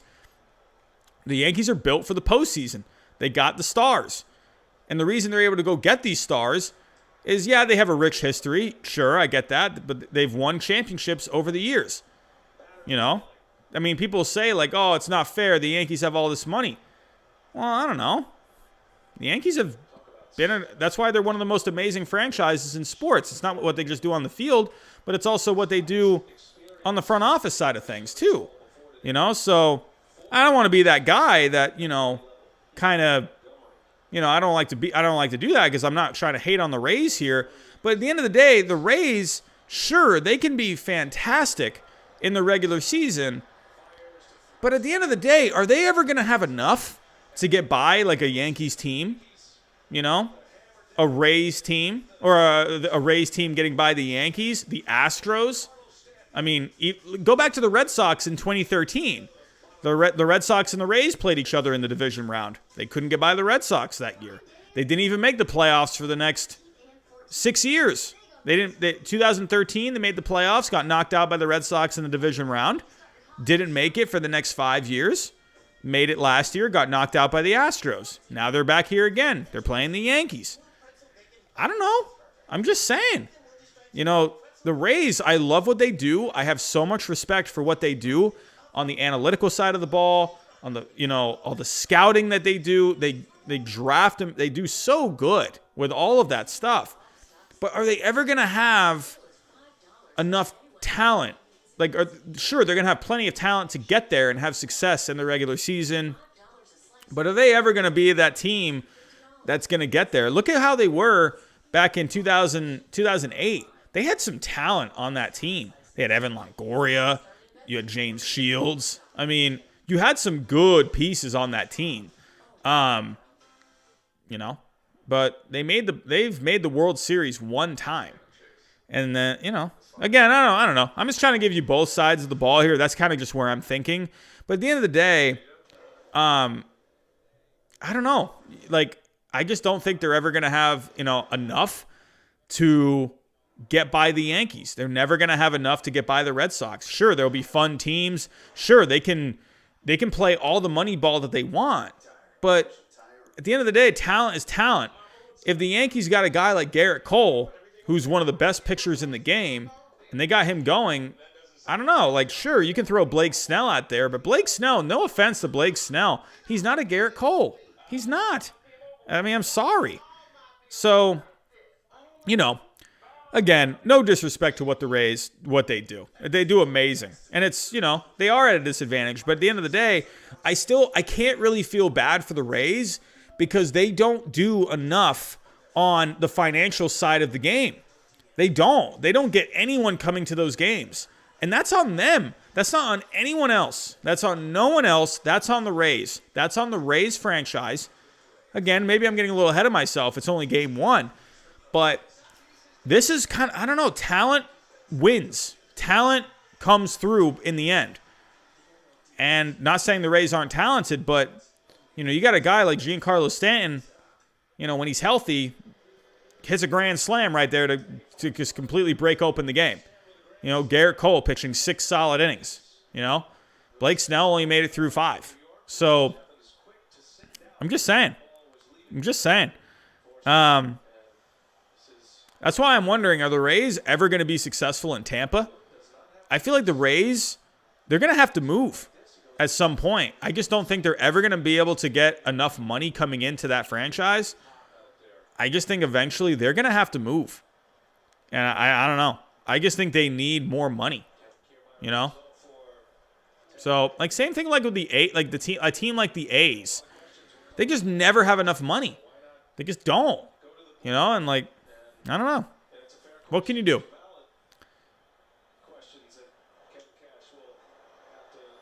But that's on to first. Gleyber Torres, or that's on to short, on to first. And Gleyber Torres gets the first out. And the Yankees are 2 outs away from taking game 1.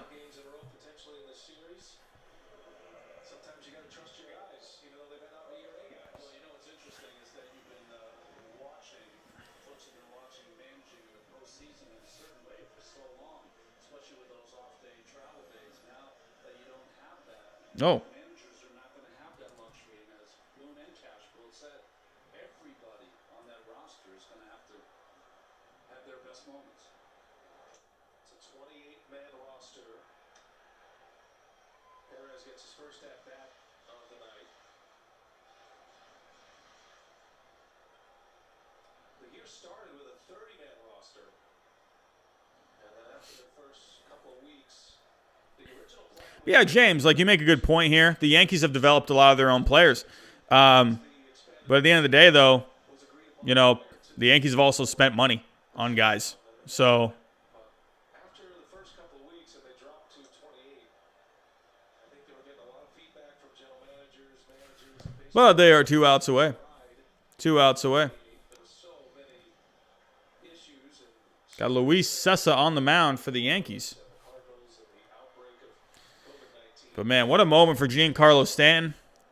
What a moment. I wonder if there have been some different decisions Crazy moment. if they knew there weren't going to be any off days. To me, that's the headline. Tanking and rebuilds doing big damage to baseball. It kind of makes you think that, right?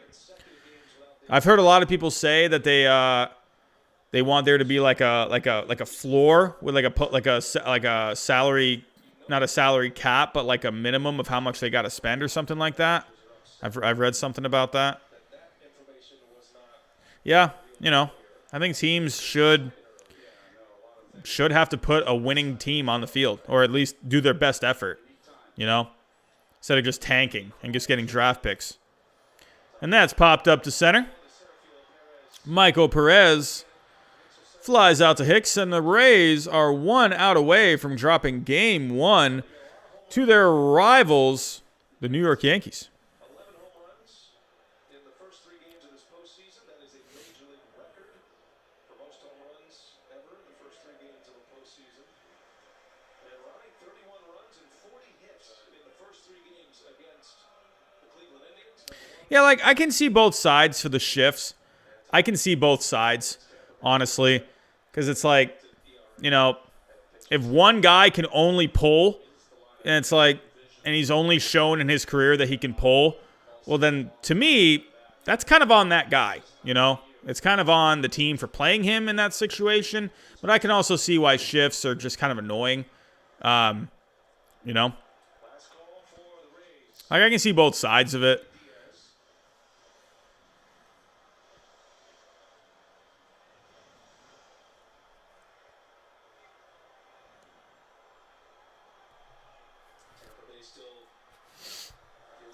But the Rays are down to their last opportunity here. Yandy Diaz.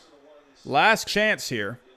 Cole was good tonight, not dominant, but he was good. He had 8 strikeouts in 6 innings, and the way he finished was what aces do. After giving up 3 runs. I mean, yeah, if you're pulling the ball, like, you're doing your job. But I think just as a hitter, your job is to get on base. Your job is to get a hit, draw a walk, get on base. That's your job. Score runs, you know. You know, if you're just so one-dimensional, I don't think that is going to help you at all. And it's not going to help your team. Like, I get it. Like, I get each side. But, you know, for a hitter, you got to be able to be able to go opposite field. You got to be able to go right field. That's why a lot of teams, they really, you know, value guys that can hit oppo. You know, you got to be able to have that skill. You do. You just have to. You can't just be a pull hitter. You got to be able to go. You got to be able to have the ability to go all fields.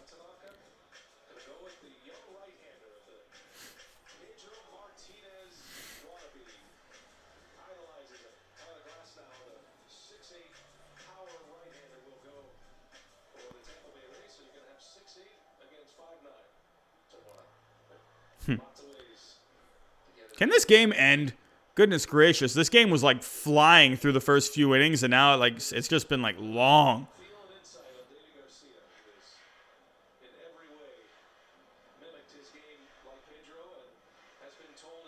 That should be a fun game too. Davy Garcia and Tyler Glasnow. That's gonna be fun. Yeah, I like the Cardinals' future too. They got some decent guys.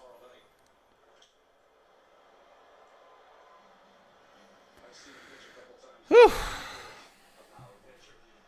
It's interesting because he throws around 90 to 92 in that area, but he gets on you quicker.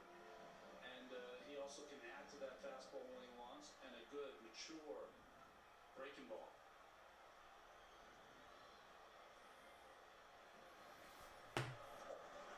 See some power tomorrow.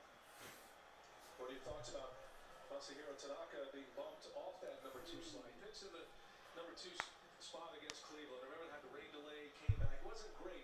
They came back to win that game, obviously, but Yeah, I think another thing too with like shifts and, you know, more walks, more on base. I think just different periods of baseball also go through different like phases, right?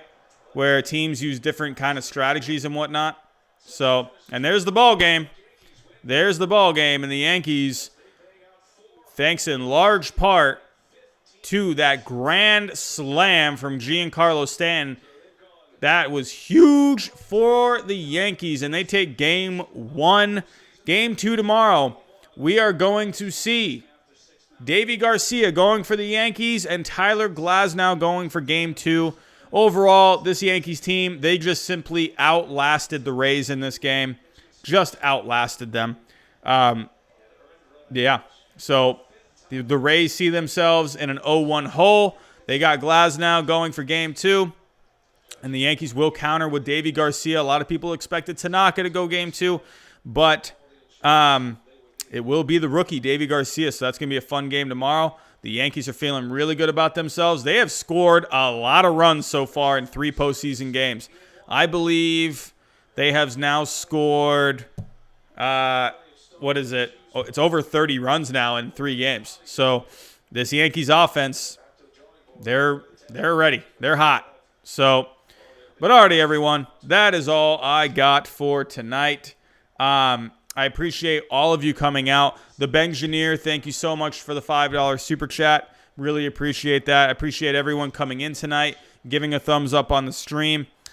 Great talking some baseball tonight. We'll be back here same time tomorrow night. And but what a game for the Yankees tonight. Astros take a 1-0 lead in that series. The Astros offense came alive today. So everyone, thank you so much for coming out tonight. Really appreciate it. Coming back to you guys real quick. But again, yes, very appreciative of everyone coming out tonight. But yeah, we'll be back here tomorrow night, same time. And yeah, that's all I got. Have a great night, everyone. We'll see you next time.